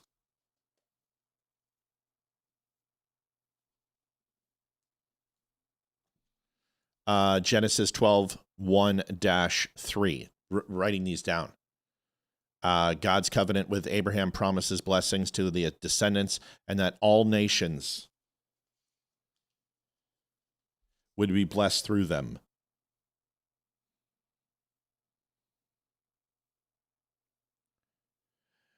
Line of, you then, why do you judge your brother or sister, or why do you treat them with contempt? For we will all stand before God's judgment seat. It is written, as surely as I live, says the Lord, every knee will bow before me, every tongue will acknowledge God. That's including the Jews. And yes, they have fallen asunder and they have fallen astray. We understand that. They've repudiated Jesus. We understand that. But it is written that they will fall under the protection of Jesus and will accept him as their Savior. And whether you want to agree with that or deny that, that is up to you. But if you would just read the book and took some time to invest in the book, and you truly believed in the book without being a false prophet or a false Christian, because I know a little something about it because I am one. I know what it's like to not have faith. I know what it's like not to have the love of Christ because I've repudiated him, not the other way around. Because I have castigated him from my life, not the other way around. I know what that feels like, and it's a lonely place to be. And if you want acceptance and you want love and you want to be understood and you're just looking for something, it's here. But not with the filter that you're using. You must stand before him with benevolence. You must be a penitent man. You must be a person looking for answers, not the person who pretends they have them all, and I don't. And I happen to know what it feels like not to have his grace. And every single day, I don't take communion. I don't wear a crucifix because I know I'm not the Christian I need to be. I'm not even close to it. And I'm not going to bear false witness. And I'm not going to pretend that I am a person who has devoted my life to God because I haven't, because I have failed and I'm a sinner. My children wear a crucifix. They take communion. My wife wears a crucifix. She takes communion because they are right with God. They are. I am not. But I will tell you that the path that you're leading down will not make you right with God. It will only make you right with the people around you, the other false prophets. And if that's the way you want to dignify your existence, is by hating an entire group of people simply because you blame them for everything wrong in your life, you need to read things about sloth and envy. You need to read the 7 deadly sins, and you need to understand how you are repudiating God. He is not repudiating you. This isn't a biblical show. This isn't a holy show because I don't know enough about it. But I'll tell you what I do know. I know about the Middle East, and I understand about geopolitics, and I understand the stories that my grandmother told me as she fled Nazi Germany. And I also understand it from the other side of the Nazis because my heritage is Speer. And if you look up the name, you'll figure it out and understand it. I am a custodian of those times because I care about those times. You should care about these because you're quoting this and you don't know anything about it. And the reason you don't know anything about it is because you have not accepted Jesus into your heart. All you're doing is using him as a weapon against people that he has devoted his life to, all of us, human beings. He gave his life. He died for your sins. He will stand before God in front of us so we look pure. So we look in the eyes of God as being non-sinners, as being pure, even though none of us deserve it. So before you cast aspersions on an entire group of people simply because of the things that they believe, or the color of their skin, or their geographical location, or their sexual disposition, or whatever it may be, he who is without sin may cast the first stone. All of us will be clean when we meet God because Jesus will stand in front of us. The question is will you ask for it? Will you recognize him for it? And will you do what you possibly can to live by the words that he has given to us in the simplest interpretation of a deity so men like you and me can understand? I don't think you're ready for it, but I think you're searching for it. One day I hope you find it. I'll pray that you find it because all you're doing right now is just preaching hate. And we know what we say about that. You've let the devil into your heart. And that's your choice too. You've got free will. You don't have a free and easy way to absolution. It doesn't happen. Without Jesus, it doesn't happen. You can't get there. Stop pretending that you control that and accept it. Here's the rest of Donald J. Trump. Threaten our very good friends and allies in Europe, our troops stationed overseas, and could soon reach the American homeland. Just imagine how emboldened this regime would be if they ever had and actually were armed with nuclear weapons as a means to deliver their message. For these reasons, the United States military is undertaking a massive and ongoing operation to prevent this very wicked, radical dictatorship from threatening America and our core national security interests. We are going to destroy their missiles and raise their missile industry to the ground. It will be totally, again, obliterated. We're going to annihilate their Navy. We're going to ensure that the region's terrorist proxies can no longer destabilize the region or the world and attack our forces and no longer use their IEDs or roadside bombs, as they are sometimes called, to so gravely wound and kill thousands and thousands of people, including many Americans. And we will ensure that Iran does not obtain a nuclear weapon. It's a very simple message. They will never have a nuclear weapon. This regime will soon learn that no one should challenge the strength and might of the United States Armed Forces. I built and rebuilt our military in my first administration, and there is no military on earth even close to its power, strength, or sophistication. My administration has taken every possible step to minimize the risk to U.S. personnel in the region. Even so, and I do not make this statement lightly, the Iranian regime seeks to kill. The lives of courageous American heroes may be lost, and we may have casualties. That often happens in war. But we're doing this not for now. We're doing this for the future, and it is a noble mission. We pray for every service member as they selflessly risk their lives to ensure that Americans and our children will never be threatened by a nuclear-armed Iran. We ask God to protect all of our heroes in harm's way, and we trust that, with his help, the men and women of the armed forces will prevail. We have the greatest in the world, and they will prevail. To the members of the Islamic Revolutionary Guard, the armed forces, and all of the police, I say tonight that you must lay down your weapons and have complete immunity, or, in the alternative, face certain death. So, lay down your arms. You will be treated fairly with total immunity, or you will face certain death. Finally, to the great, proud people of Iran, I say tonight that the hour of your freedom is at hand.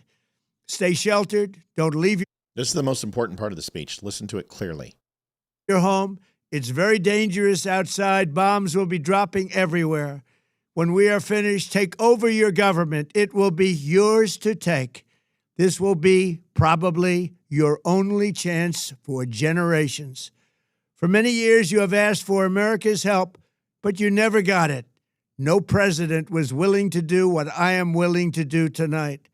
Now you have a president who is giving you what you want. So let's see how you respond.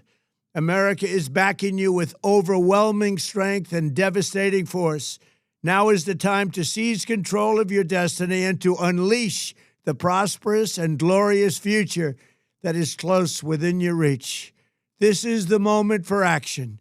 Do not let it pass. May God bless the brave men and women of America's armed forces.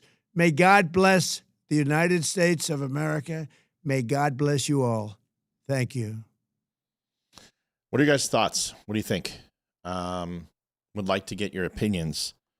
I thought it was fairly clear. It sends a message to the Iranian people of hope. I happen to agree with them 100%. In regards to, one second.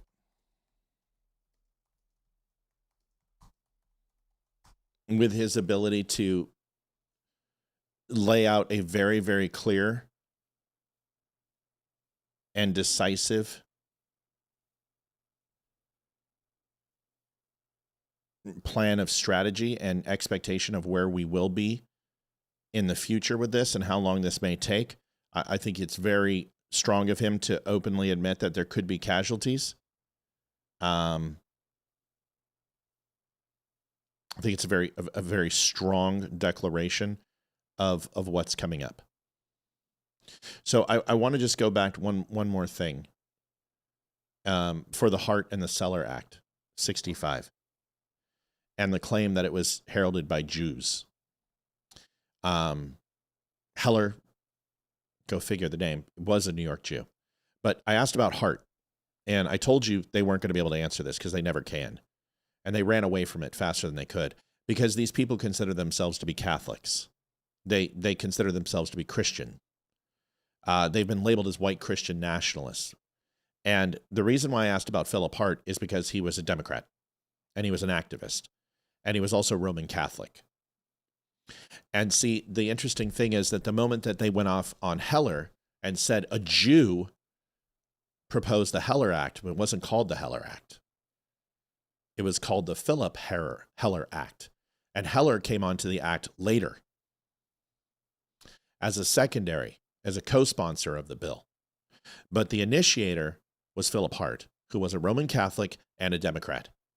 So if you're going to go ahead and make the assertion that the religious predilection of one person being a Jew shows that the Jews are conniving and trying to destroy the U.S. and make the U.S. corruptible based upon its shadowy, dark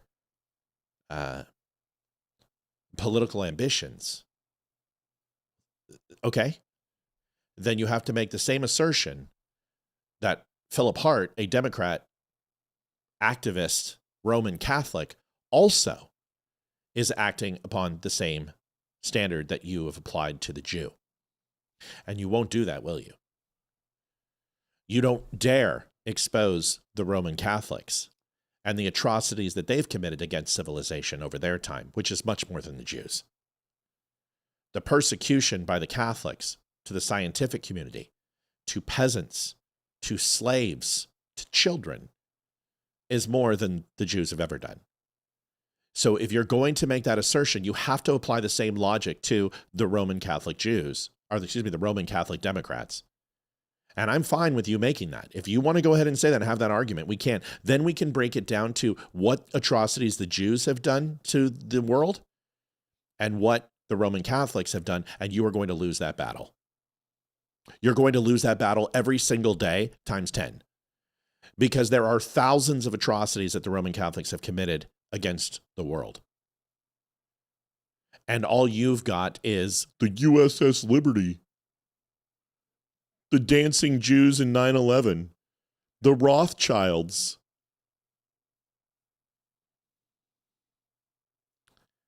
That's what you've got. And not that some of those things were not bad, or not some of those things, anecdotal evidence that there are Jews who hate Americans, because there are. And there's every nationality that hates Americans. Americans hate Americans. You see it in the streets for the Summer of Love. You've seen it with them promoting River to the Sea.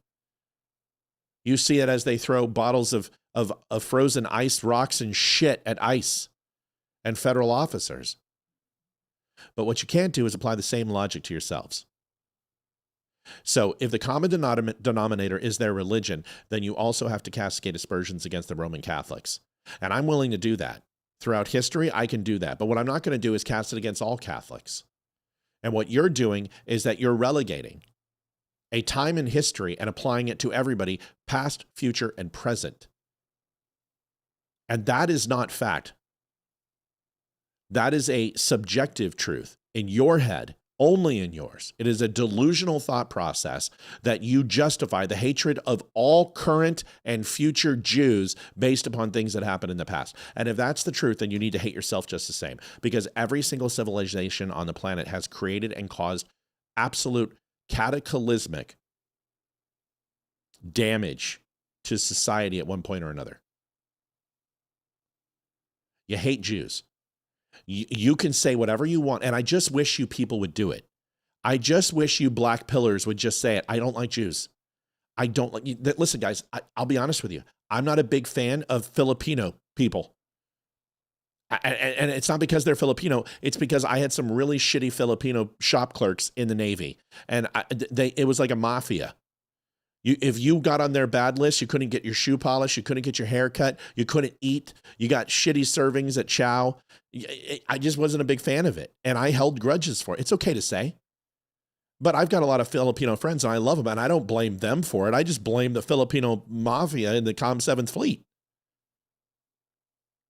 I'm not a big fan of leftists in corporate environments. It's the reason I left Apple and Comcast. Couldn't stand them. These woke fucking white fragility, toxic masculinity, get in touch with your inner feminism. I couldn't stand those people. And it drove me out of retail. It's okay to say. It's okay. Now, do I feel that way towards all? No. There's some liberals I absolutely love and adore. I have no problem with a lot of liberals in this country and a lot of politicians. They're just as shitty as the Republicans. They're just a different shade of the same color. But what I'm not going to do is let you sit here and pretend that you don't hate Jews. Every single word that you speak about Jews, it's negative. You have nothing. Tell me one thing positive the Jewish community has done for the world. I'll start. You tell me one horrible thing that the Jews have done to the U.S. and to the world, and I will tell you 10 things that they haven't done horribly. Can you do the same? I don't think you can. And the reason why is because just like you can't say one thing negative or one thing positive about Trump, you can't say one thing positive about Biden. You can't say, I can say a shit ton of things positive about Biden. Why can't you? I can list at least 4 things that he did for the VA. I can tell you that he helped co-sponsor and create the LRAP, which saved thousands of veterans' lives with disarming IEDs from a safe distance with a vehicle. He was responsible for that. I can lay out the things that Biden did. I can lay out the things that Obama did, but I can also tell you the things that they did bad. And I can tell you the same thing about Trump. The only thing that you see is because you're a hammer and all the world are Jews. That's the way you see them. Cooked. Just saying. Here are some of the strikes that took place. I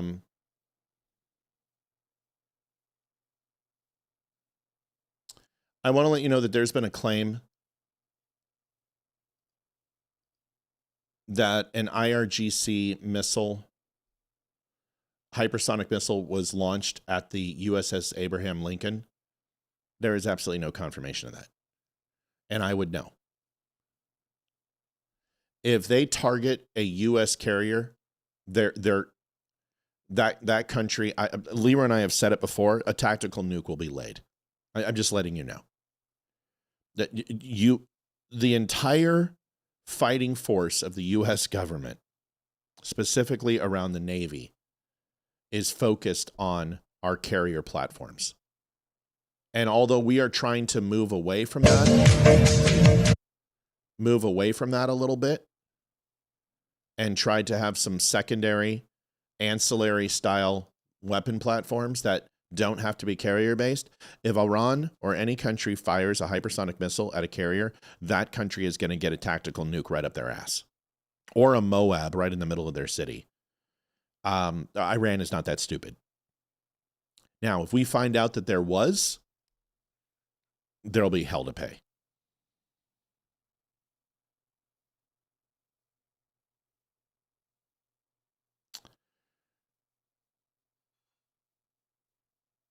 Why don't I give an alternative? I don't know what you're talking about. Instead of insulting, I haven't insulted anyone.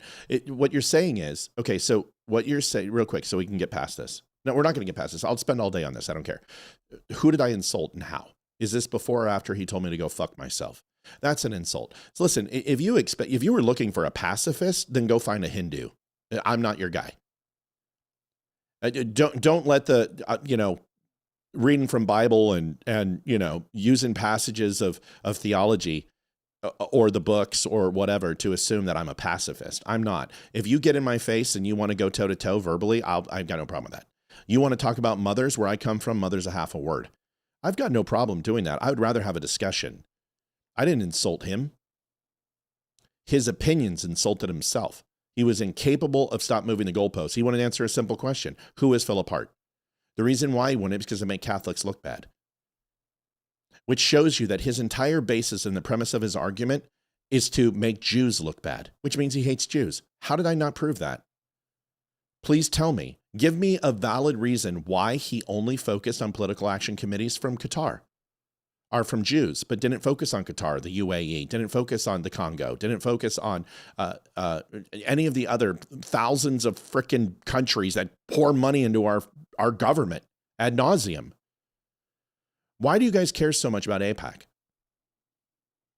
If AIPAC had so much influence, then why did Condoleezza Rice throw the Jews under the bus with calling Palestine a state? If they had so much authority, then where have they been for the last 10 years? Why did October 7th happen? Why didn't we go ahead and destroy Iran? Why haven't we hit Iran before?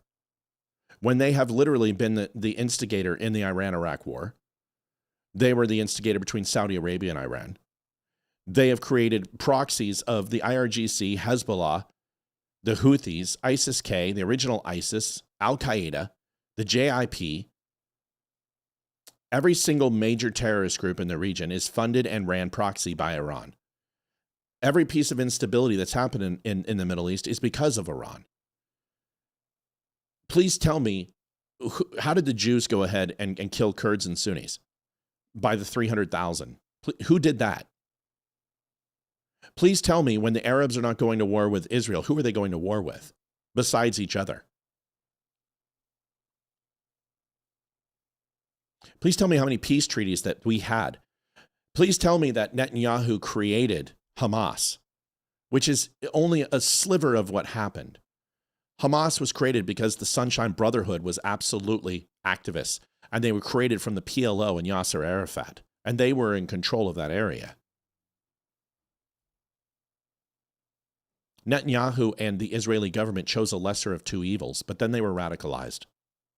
So yes, originally Hamas, what we know as Hamas today, was designed to be a less volatile and dangerous option than Yasser Arafat and the PLO. They were considered the threat. Was it a mistake? Sure, in hindsight. At the time, it was the lesser of two evils. But that's interesting. That's like saying that we went ahead and created Al-Qaeda and ISIS, which inadvertently we did because in Afghanistan and Greece, we were running proxy against those people, against Russia, which was creating Russia's Vietnam, which bankrupted them, not only because of the Cold War, because of the endless Vietnam-type war that they had in Afghanistan, which we later learned also was just as bad for the United States, which we made a gross miscalculation and should never have went into Afghanistan the way we did, which is why we're using by over-the-horizon targeting in Iran and not putting boots on the ground. But I digress. The point is, and the question is how did Israel start those conflicts? How did the United States, do you really believe that the United States wanted to create Osama bin Laden? No, we funded them for what, 21 years against the Russians in Afghanistan? And then at that point pulled out and stopped funding them through the CIA, and we created a power vacuum and ultimately created people like Osama bin Laden? Yes, the United States made that mistake too. I'm not saying that that isn't true, but I'm just asking you, how was it the Jews?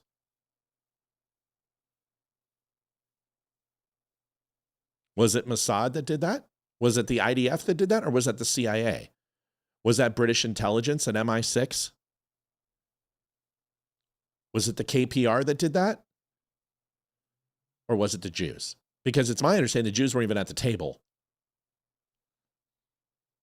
I'm not insulting anybody. The only thing that's being insulted is the people who are making these comments and their lack of understanding. That is who is being insulted. And if facts insult you, well, then you've lost the argument altogether. That means you're not able to learn and you're not able to change your stance on your opinion, which is a waste of my time.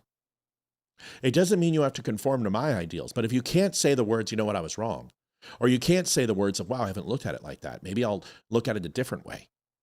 If you are incapable of saying that, then this isn't a debate. This is a monologue. Do you want a monologue or a dialogue?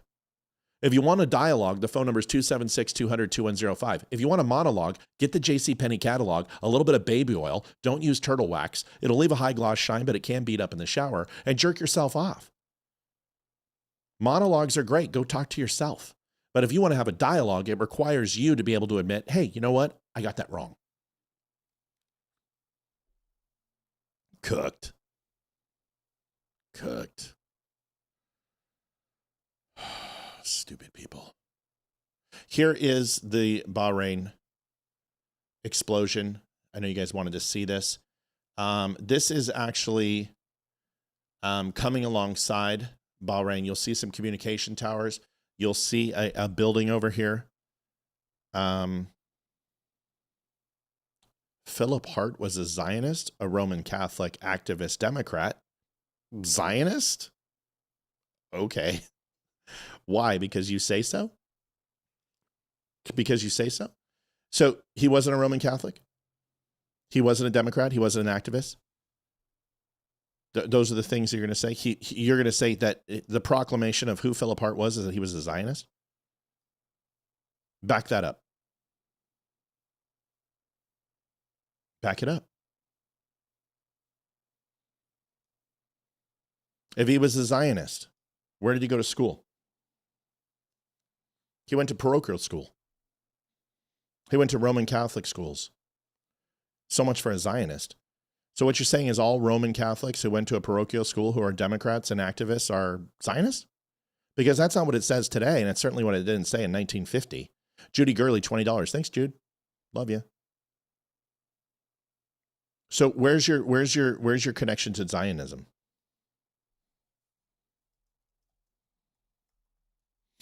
I'm just waiting to hear it. Since you won't call in.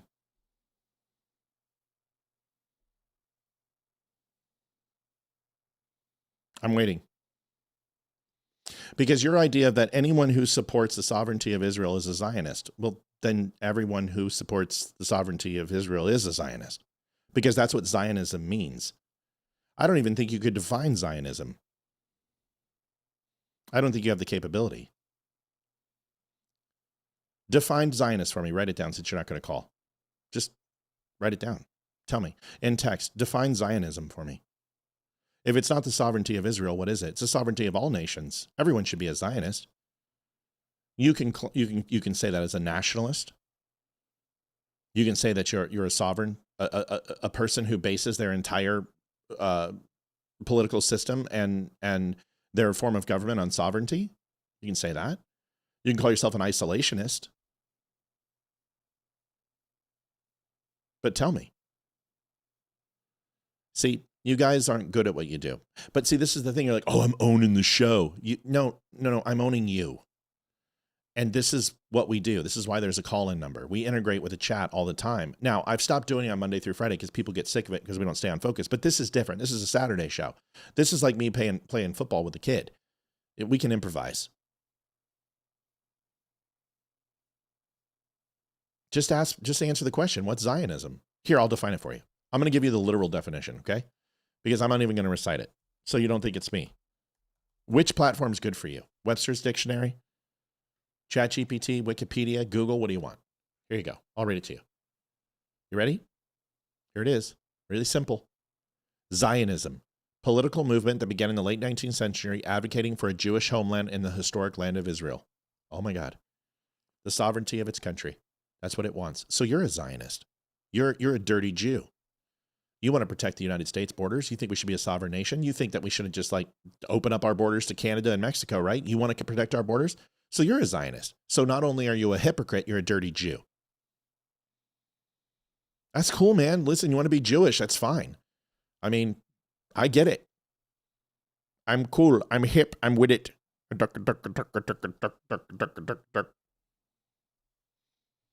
But it's interesting that you're a Zionist.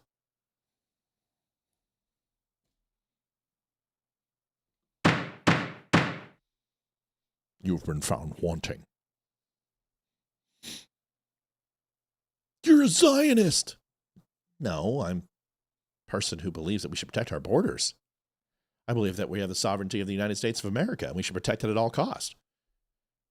Just because it doesn't start with a Z and end with Ionist doesn't mean that I don't believe that. I'm a nationalist, which is a Zionist.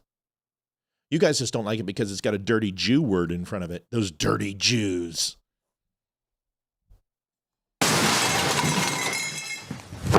Emotional damage.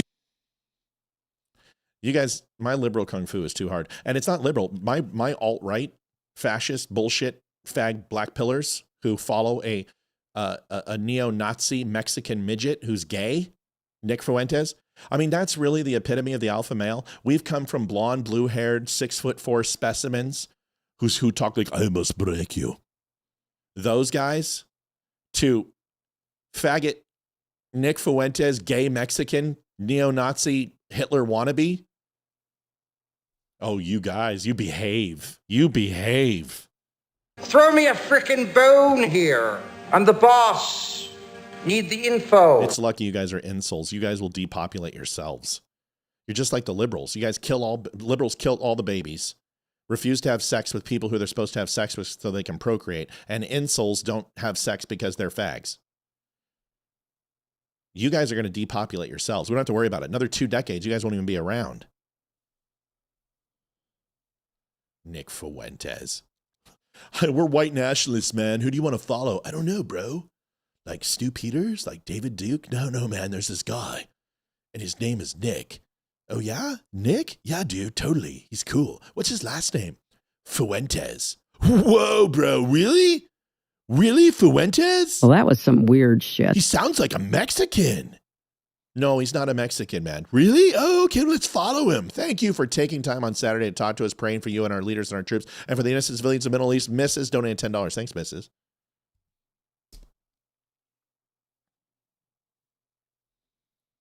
Fuentes? I don't know, man. He sounds kind of like a beaner.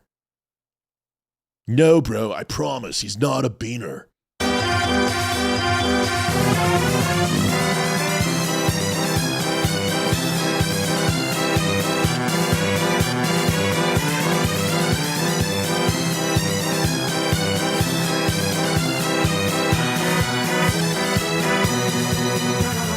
Matt, leave Nikki alone. Leave Nikki alone, man.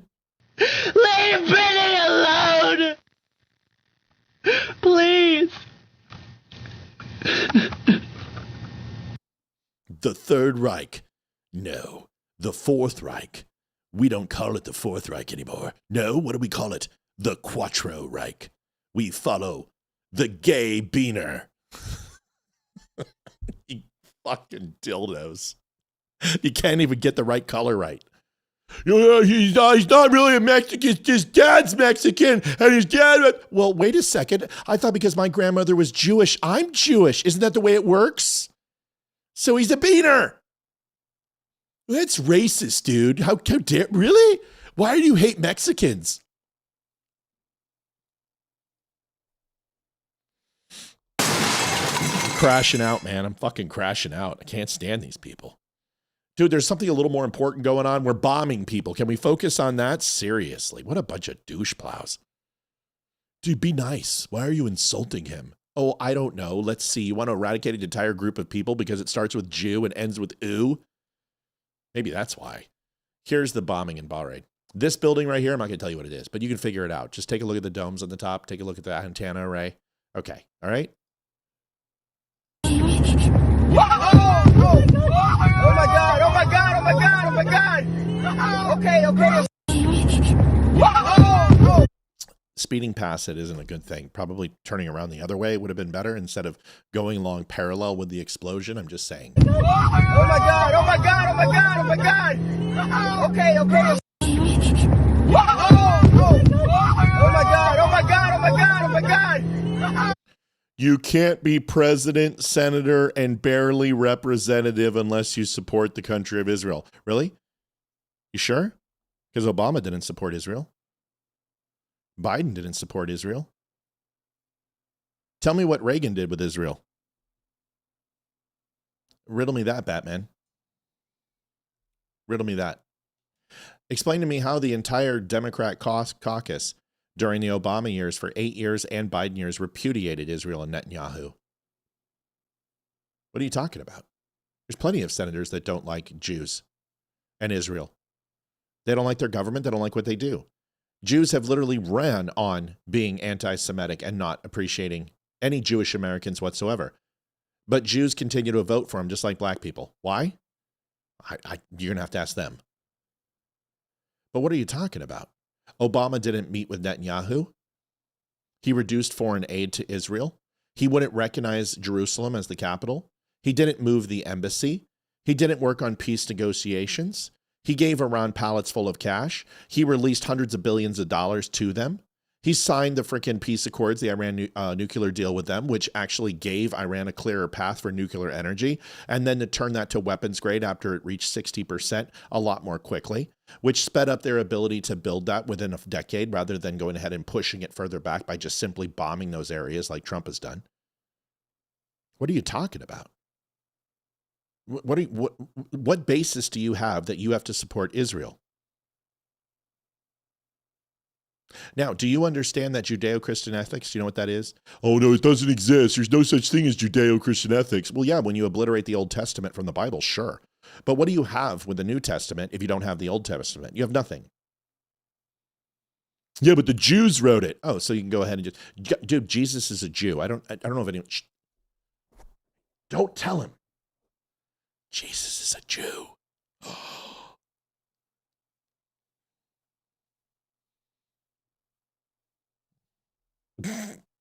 Yeah. Okay. Yeah, it is perfect English because it's a U.S. military base. It's Fifth Fleet. And they were probably on leave. They were probably coming back, whatever. But it's Fifth Fleet. It's my understanding that Fifth Fleet was abandoned to a point of skeleton crew, that only reinforced positions and absolute critical positions were there. It's my understanding they had an empty warehouse. And they knew that that part of the base was evacuated.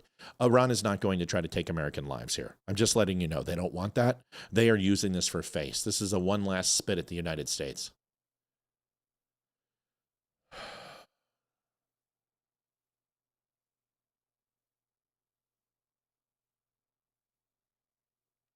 So got some videos that you guys might want to see.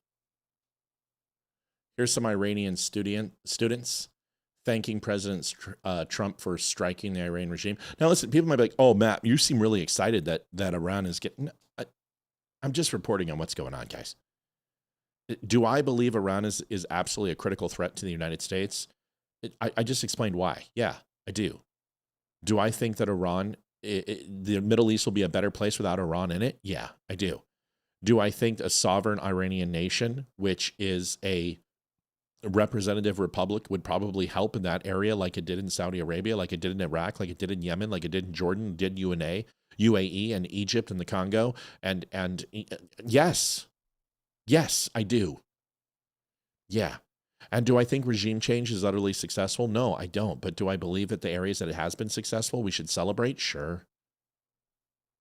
Well, what countries have been...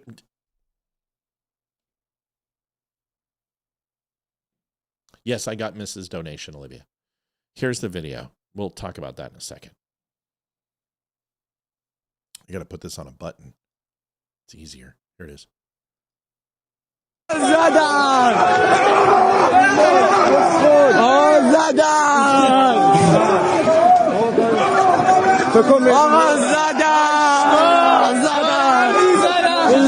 You want to know what the difference between us and the United States is those kids aren't running in fear and terror because they know that the United States isn't going to bomb them, unlike Iran. They see a bomb go off that hits the Ayatollah's compound, and they don't run. Because Hamas would blow up their school. Hamas would put up a site and a rocket site right at their school, and they would shoot the kids if they were filming a video. These kids are actually... they understand what's going to happen. That's the difference between the United States and the rest of the world. And you guys can sit here and just like clutch your pearls and all that shit. Oh, this is horrible. There's children less than 2 miles away from an area that was struck, and they're out there filming because they know damn well that the United States is not going to hit them. That's the difference. You want to know what the difference is? You want to ask that question and say, what is the difference between the United States of America and the rest of the fucking world? Here it is. Because there's two major countries who have used precision strikes. And the United States used to not be one of them. In Iraq, we didn't care who we hit. As it was demonstrated by 3 presidents killing almost 1 million Iraqis. But I will tell you that in the last 20 years, the United States has become very, very cognizant of what it does and what it can't do based upon its precision of its weapon instruments. And we didn't have those precisions. Those LGBs were not as good as they are now. And Israel and the United States in the last 15 years has been lethal in its strikes to kill its target and to remain as minimal as it possibly can with civilian casualties. That is the difference between the United States.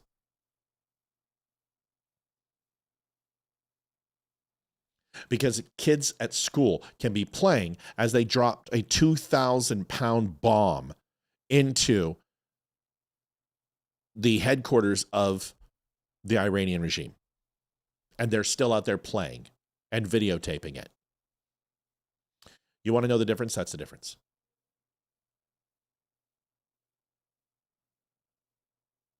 US-Israel strikes. That's according. It's an update that just happened a little bit ago. You can listen to it. Just to bring our viewers and listeners up to date on some breaking news in the last couple of minutes, several senior Revolutionary Guard commanders and political officials have been killed in the US-Israel strikes. That's according to an Iranian source close to the establishment. The UK government is also now advising against all travel completely to Israel and Palestine. The impacts on... Folks, you can do me a favor. We are going to wrap it up here shortly. It's a Saturday. I was really sick this week. Not feeling much better. If you wouldn't mind doing us a favor, you can donate to dumbshow.com/donate. You can find that. Where's it at? Hi. What's up? I know, it was just audio. That's all I had. Sorry. You guys, where's my video? Where's my call? What the hell? Sorry, guys, hold on. What the shit? Where did it go? Oh, there it is. It's super small. That's what she said. It kind of disappeared, didn't it? Whoops. Fuck. Hold on. How long has that been off? Thanks for telling me, y'all.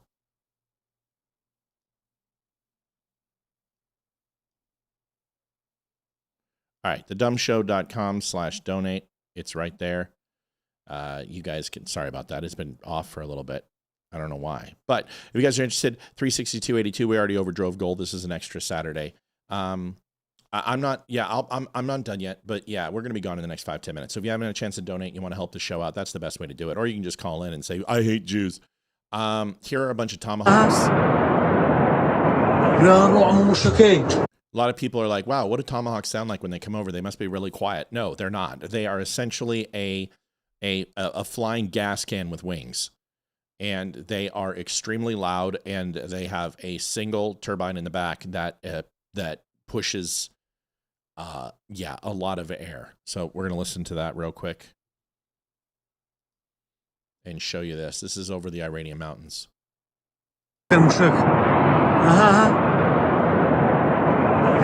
So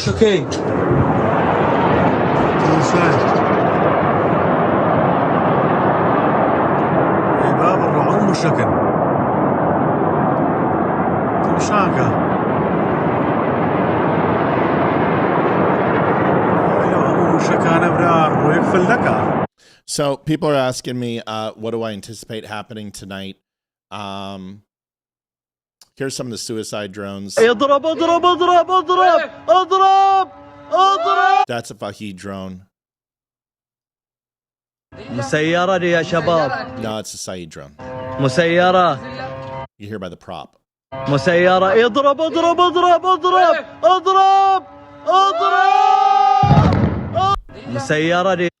Yeah, Saeed drone. Wow, devastating. Whatever are we gonna do? Islamic Republic was murdering people in the street. They've done this throughout the region and targeting Americans. You guys have seen these videos. Here is the palace. And I'm going to read this to you because this is a fantastic breakdown of the event. Look at that. Do you see all this? That's dust. That is literally just the entire, and you can see, I'm not going to break down completely where these are at, but you can see the insertion points from the munitions. This thing was hit multiple times from above. I can tell you those are Tomahawk strikes on this, multiple Tomahawks. This isn't a GBU. You can tell by the blast curtain of it that it's all enter. And there's only one way that I can't explain how that happened. I can't tell you. I wish I could. But I can tell you that there is a certain system inside the Tomahawk missile system, the way it delivers its payload, that you can see that it literally just imploded this building and it fell in on itself. There's no outward explosion. And once again, I can't go into how it delivers, but I can just tell you the only way to make this happen is for the ammunition or the detonation to insert itself from the top of the building and into the bottom. And there's only one way that that can happen from a strike perspective. You get to figure out what that is. I can't tell you what it is because it's still classified. It's been classified for decades. This is the writing on this. They did not bomb Iran. Let me get this. This is one of the best writings on this. It says they did not bomb Iran. They waited for Iran's entire leadership to sit down in the same room, and then they bomb Iran. That is correct. Months of intelligence, thousands of hours of surveillance and signal intercepts, one variable, the moment the supreme leader, the president, and the senior military commander gathered in a single location at the same time. That moment was at 8:15 in the morning, daylight. Every previous Israeli strike or Iran came at night. June 25 launched in the darkness, October 24 after midnight. Iran's entire air defense doctrine is built around the assumption that Israel attacks in the dark. Israel attacked in broad daylight because the target was not infrastructure, the target was a meeting. I will change that. The target was both infrastructure and a meeting. Okay? So please understand this, is that, I'll tell you the second and third phase of this. Reuters confirmed strikes targeted Khamenei and Pezeshkian. CNN confirms months of joint Israel planning. Israel's officials confirm that the strike hit the location where Iran's top officials were gathered. Whether Khamenei was moved before the strike or extracted after is the most consequential unknown on the planet right now. If before someone inside Tehran's inner circle told Jerusalem when and where the meeting would happen, if after the strikes hit the room he survived, both scenarios are catastrophic for the regime. Because Iran's leadership knows three things. Israel knew where they were meeting. Israel knew when they were meeting. Israel knew who would be in the room. And everything we watched over the past month, the F-22s at Avda, the tankers in Ben Gurion, the Al-Adid emptied to zero, 270 transport flights, all of it was delivery for architecture for one precision strike on one gathering. Every future meeting of Iran's senior leadership now carries one question. Does Israel know about this one too? This is not a military operation. This is a destruction of an institutional thrust inside a regime, et cetera, et cetera, et cetera. This was an intelligence operation. This is not a military operation. The military operation comes now. Once you kill the leadership, command and control, and infrastructure, all defense systems will be targeted. Economically, they are hitting them. I told you this would be a large-scale operation. When night falls, I would anticipate if there is going to be a second wave of U.S. attacks, that's when it will happen. And the reason why is you want the Iranian guard to be up and exhausted. And there's nothing like being up for, 18 to 20 hours and then having another wave of attacks that last all night. This will be a sustained strike over and over and over until they feel strong enough that the regime has collapsed. Now, is there anyone alive? In that building, whoever was in it is dead. I'm just letting you know. I'll show you the before and after pictures of it.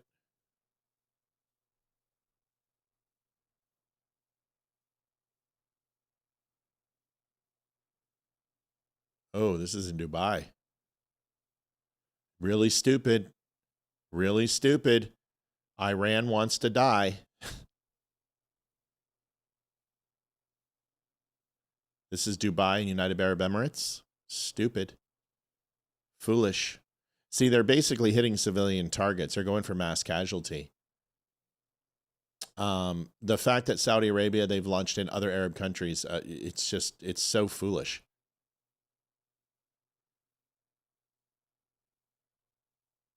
This is good. This is pretty incredible footage. This is operatives from Iranian's regime. This is the surface to surface. I told you these strikes would be taking place. This is exactly what I was talking about last night. This is a surface to surface missile system. This looks to be Chinese, and it's more than likely, based upon its length, a anti-ship missile. It looks a little bit too big to be a surface to surface missile. But you can see Yeah, it's a missile launcher in West Iran.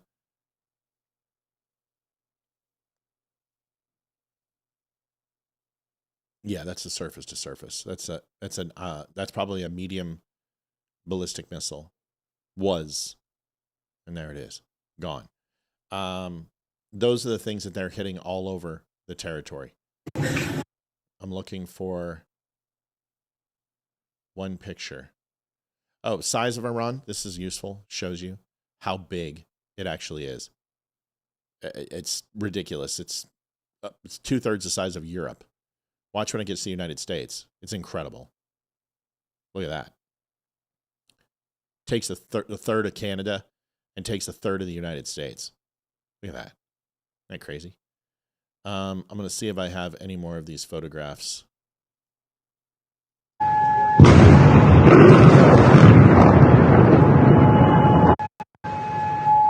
Listen again.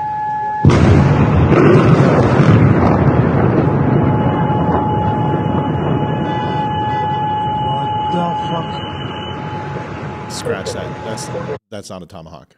I was wrong.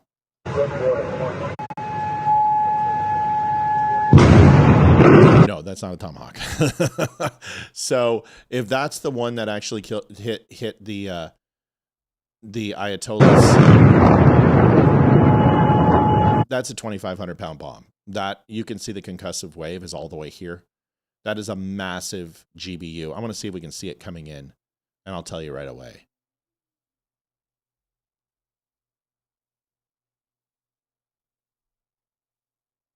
I don't think you're going to be able to see it coming in.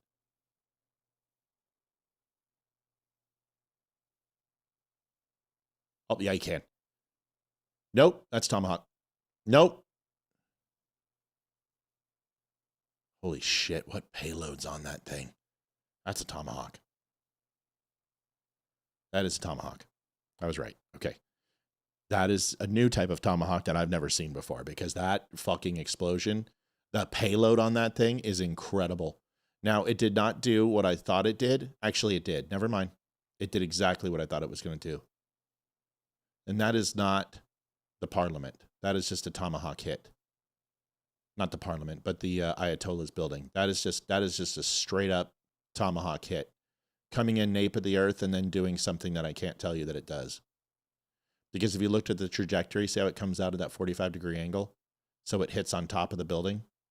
That's what I was trying to explain to you. That is not the same quarters. That looks like an airport hangar, because you can see that you've got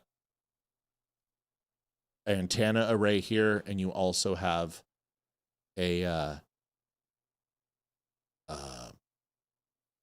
tower for airport and aeronautics. You've got a couple of dishes here, and back over here, it looks like you have a water tower. It's a good idea that this is an airport. Yeah, that's not the headquarters, so that's not the same explosion, but that is more than likely. That's just a big effing Tomahawk, man. Tomahawks are amazing, and they're super devastating, but they've upgraded the kill radius on those things, because that is a big explosion. I would have sworn that was a GBU. I want to get Leroy on this. The angle's what's killing me, because I know the strike profile of a Tomahawk, and I know what it can and can't do. And this is acting like a GBU, but the trajectory of it is way too sharp. Now, you can have glide slope on a GBU. It can come in at a 45. Most GBUs don't come up straight up and straight down. That's not the same thing. Those are just standard gravity ordnance bombs. But a GBU-based unit or a JDAM style missile is going to use aeronautics and fin stabilizers to ultimately acquire and move your target and use its own force. Coming in at this angle, though, might be a GBU. I don't know. But the profile of it's massive. Look how big that is. Let's get some size comparison, you know? So the trail on that thing is probably going to take a third of it. So the size of it's probably from here to here. So you're probably talking about 8 foot, 9 foot, maybe even 10. Ooh, traffic control. Thank you. Traffic control tower. Yes. Doesn't matter. Whatever that's in there is dead. So I want to see if they actually have video of this. Because if you look at that, do you guys see, this is a secondary building. This is all covered with ash and soot. But these walls are intact. Look at this. This is intact. They just took out this area. Look at, you have vehicles that are still here that aren't on fire. You have trees standing. Look at the devastation on this thing. This to me does not look like a singular hit. A singular hit to take out a building like that, that explosive, that overall footprint of that blast would take out everything. This was multiple hits just hitting this building simultaneously. That is a surgical bitch. Whoever laid that thing in should be getting a medal. That is just clean as hell. This is beyond strategic. This is surgery with shotguns. Like I said, the fact that these vehicles are perfectly fine. This structural integrity is fine. That is, I'll get Leroy on. Next time Leroy's on, we'll talk about this strike and see what I can and can't say. I don't know what's still classed and what's not. All right, we're just going to do one quick run through UA. And then I'm going to get out of here and go spend the weekend with my family. That Ayatollah Ali Khamenei is dead. Oh, wow. That the Iranian supreme leader... It is used with GPS latitude. It's not, you didn't answer my question. You don't understand. It is that difficult. It depends on what you're using and what system. If you're using a Tomahawk versus a GBU, it's two different things. GBU is not cast from 500 miles out. And we did not have any close entry delivery devices, it's my understanding. So if that's the case, and we didn't scramble B-2s and we didn't have high altitude bombing there, then that's a Tomahawk. And if it's a Tomahawk coming in at a 45-degree angle, that's fine. That's a surgical and precision strike. But if you know what you're talking about, you also know that there's multiple ways for a Tomahawk to deliver its payload. And if it delivered in that way, it did not come in at a 45-degree downslope. There's no way. The entire front of that building would be gone, and you would see the cavity of the remaining body on the outside. That's not what happened. That blast radius would push out through those trees, and the rest of the BDA would be all over the place. The only way for it to do it is what the Tomahawk is capable. And if you know what you're talking about, which sounds like you probably do, you know what I'm talking about. I just don't know if I can talk about it. I understand how it's used. It's not GPS either. It's not as rudimentary as GPS. So target acquisition systems are a lot more advanced than that. Using longitude and latitude is what we did 20 years ago. You have geosynchronous devices that are now actually lasing targets and giving you precision accuracy. And a lot of these weapon systems in the terminal entry of these systems before they go active are acquiring targets on their own based upon their profile and using artificial intelligence. It's completely changed. Here's the rest. Listen to this again. This is just from GBN News coming out of Tel Aviv, Israel. Israel Channel 12, who are now reporting that Ayatollah Ali Khamenei is dead. Oh, wow. That the Iranian supreme leader has been killed in the airstrikes launched by the United States and Israel today. It doesn't surprise me. Like I said, if anyone was in there, they're dead. It's not even laser targeting anymore, guys. Laser targeting using TARPS pods and using man-portable systems and using even an FA-18 to laze a target or a standalone laze targets. These things are done geosynchronously with ISR, high-altitude reconnaissance aircraft, and satellites.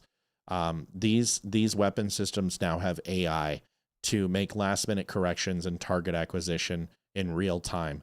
It's just a completely different system than it used to be. We were doing that shit 20, 30 years ago. It's advanced since then. And yes, Tomahawks are extremely accurate, but I can tell you that we put Tomahawks into areas and we would hit places we did not mean to. They are not that accurate. It's changed now. The acquisition systems are incredible, and they are faster than human reactions can be, and even faster than laser coming from one point to another.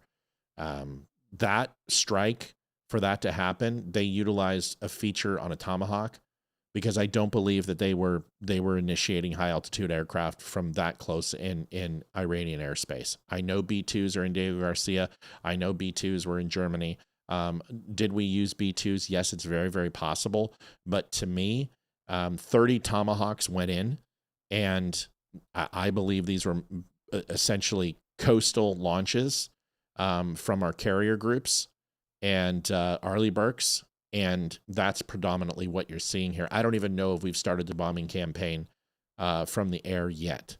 That probably will be later under the cover of darkness.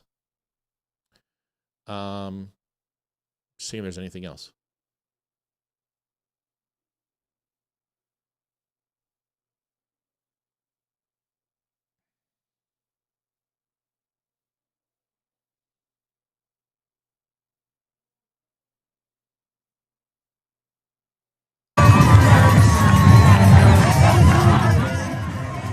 Iranians cheering the United States and Australia, Canada, Britain, Switzerland, Germany, and France. Wow. It's amazing. Ayatollah Khomeini before Iranian parliament. Let's see if there's anything else. I think we're good. Ooh.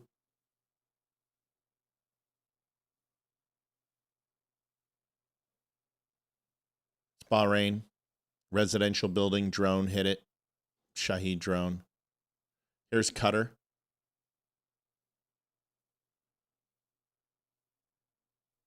All right, let's check UA and then we're going to go.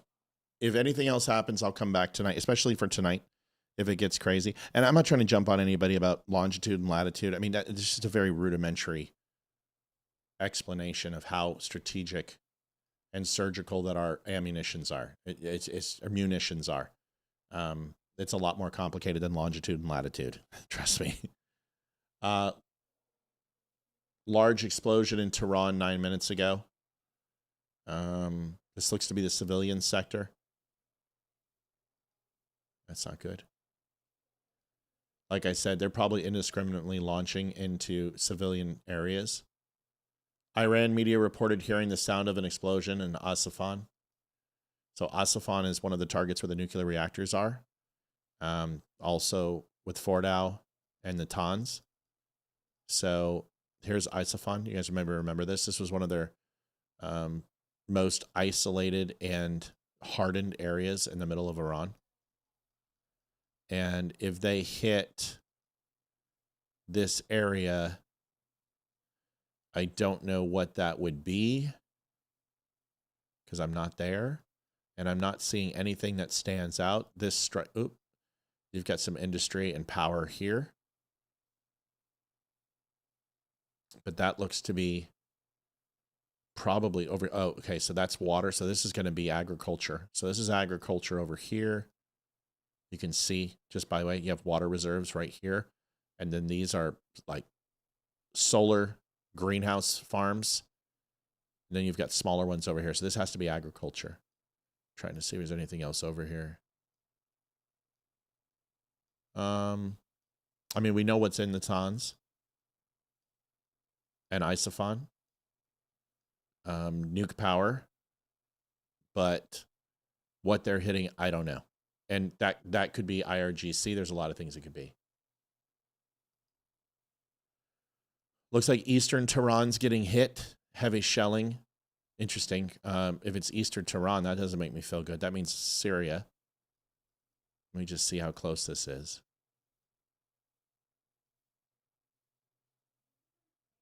No, that's going to be coming from northern forces here in Iran, so that's okay. That's not okay, but you know what I'm saying. Jordan foreign minister, Iran attacked Jordan, which had prevented the U.S. territory of airspace. Well, that's no longer going to happen. Jordan's going to go ahead and give us airspace control. Rocket fragments fell on a residential building in the Sharon region of central Israel with no injuries reported. Qatar was targeted by 44 missiles and 8 drones during today's Iranian attacks.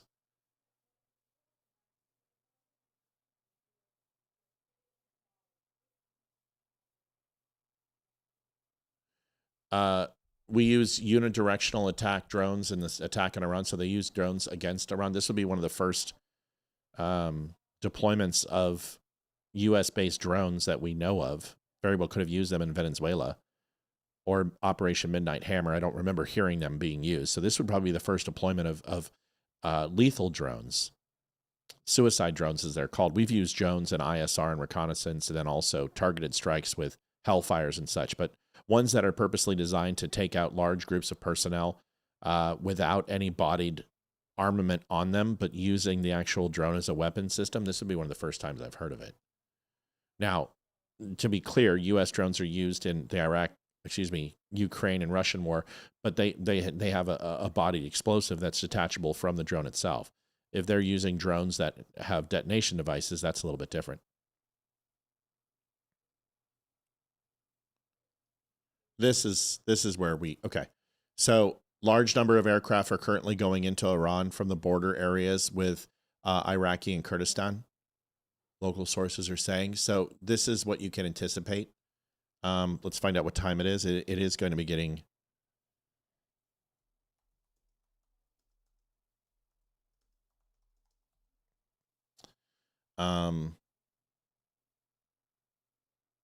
yeah, it's 9:44 p.m. So this is... I don't know if it's 9:44. I don't know how that's possible.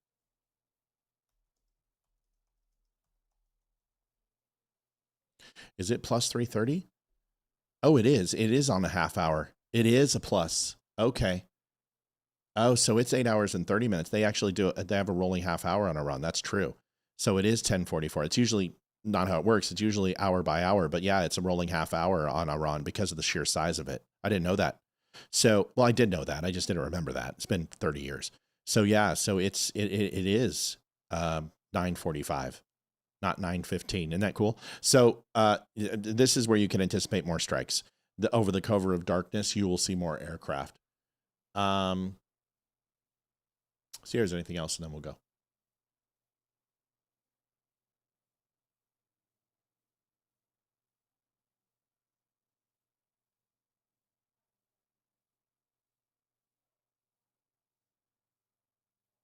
Okay.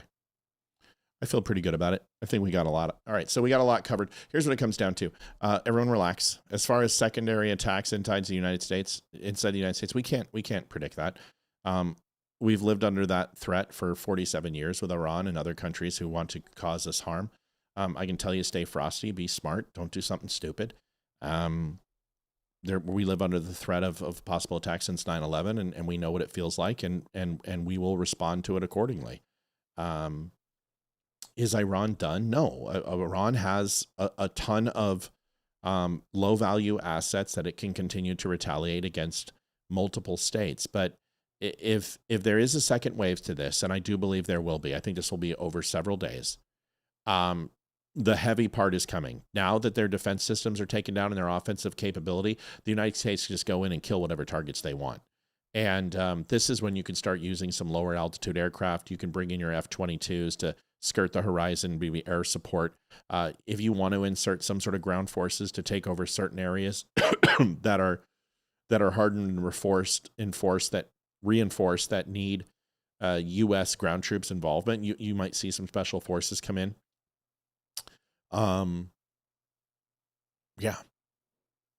Do I believe the Supreme Leader was killed? If he was in that building, he's dead. If they got him out beforehand or something, I will tell you this. The United States hit that building for a reason. And Israel was reporting they killed him. We're waiting to hear from the U.S. It's the fog of war, so he could be dead. He couldn't be dead. Honestly, it doesn't matter. You need to take out the IRGC commanders. You need to take out the foreign ambassador. You need to take out the minister of defense. And if they successfully did that and killed all of those leaders, Iran is in a very, very difficult position to continue to propagate war. So just hang tight, watch, listen, check your facts. Don't get too excited on what is and what isn't. Just keep watching. That's what I'm going to go do. So love you guys. Appreciate you guys. Thanks for helping me hit goal. Thanks for watching us. We appreciate it. We're sorry that we got to go, but I do need a day off. But it doesn't mean I won't be back if something crucial happens. If something real big happens, I think you need to know about, I will be back. Just take care of each other and listen.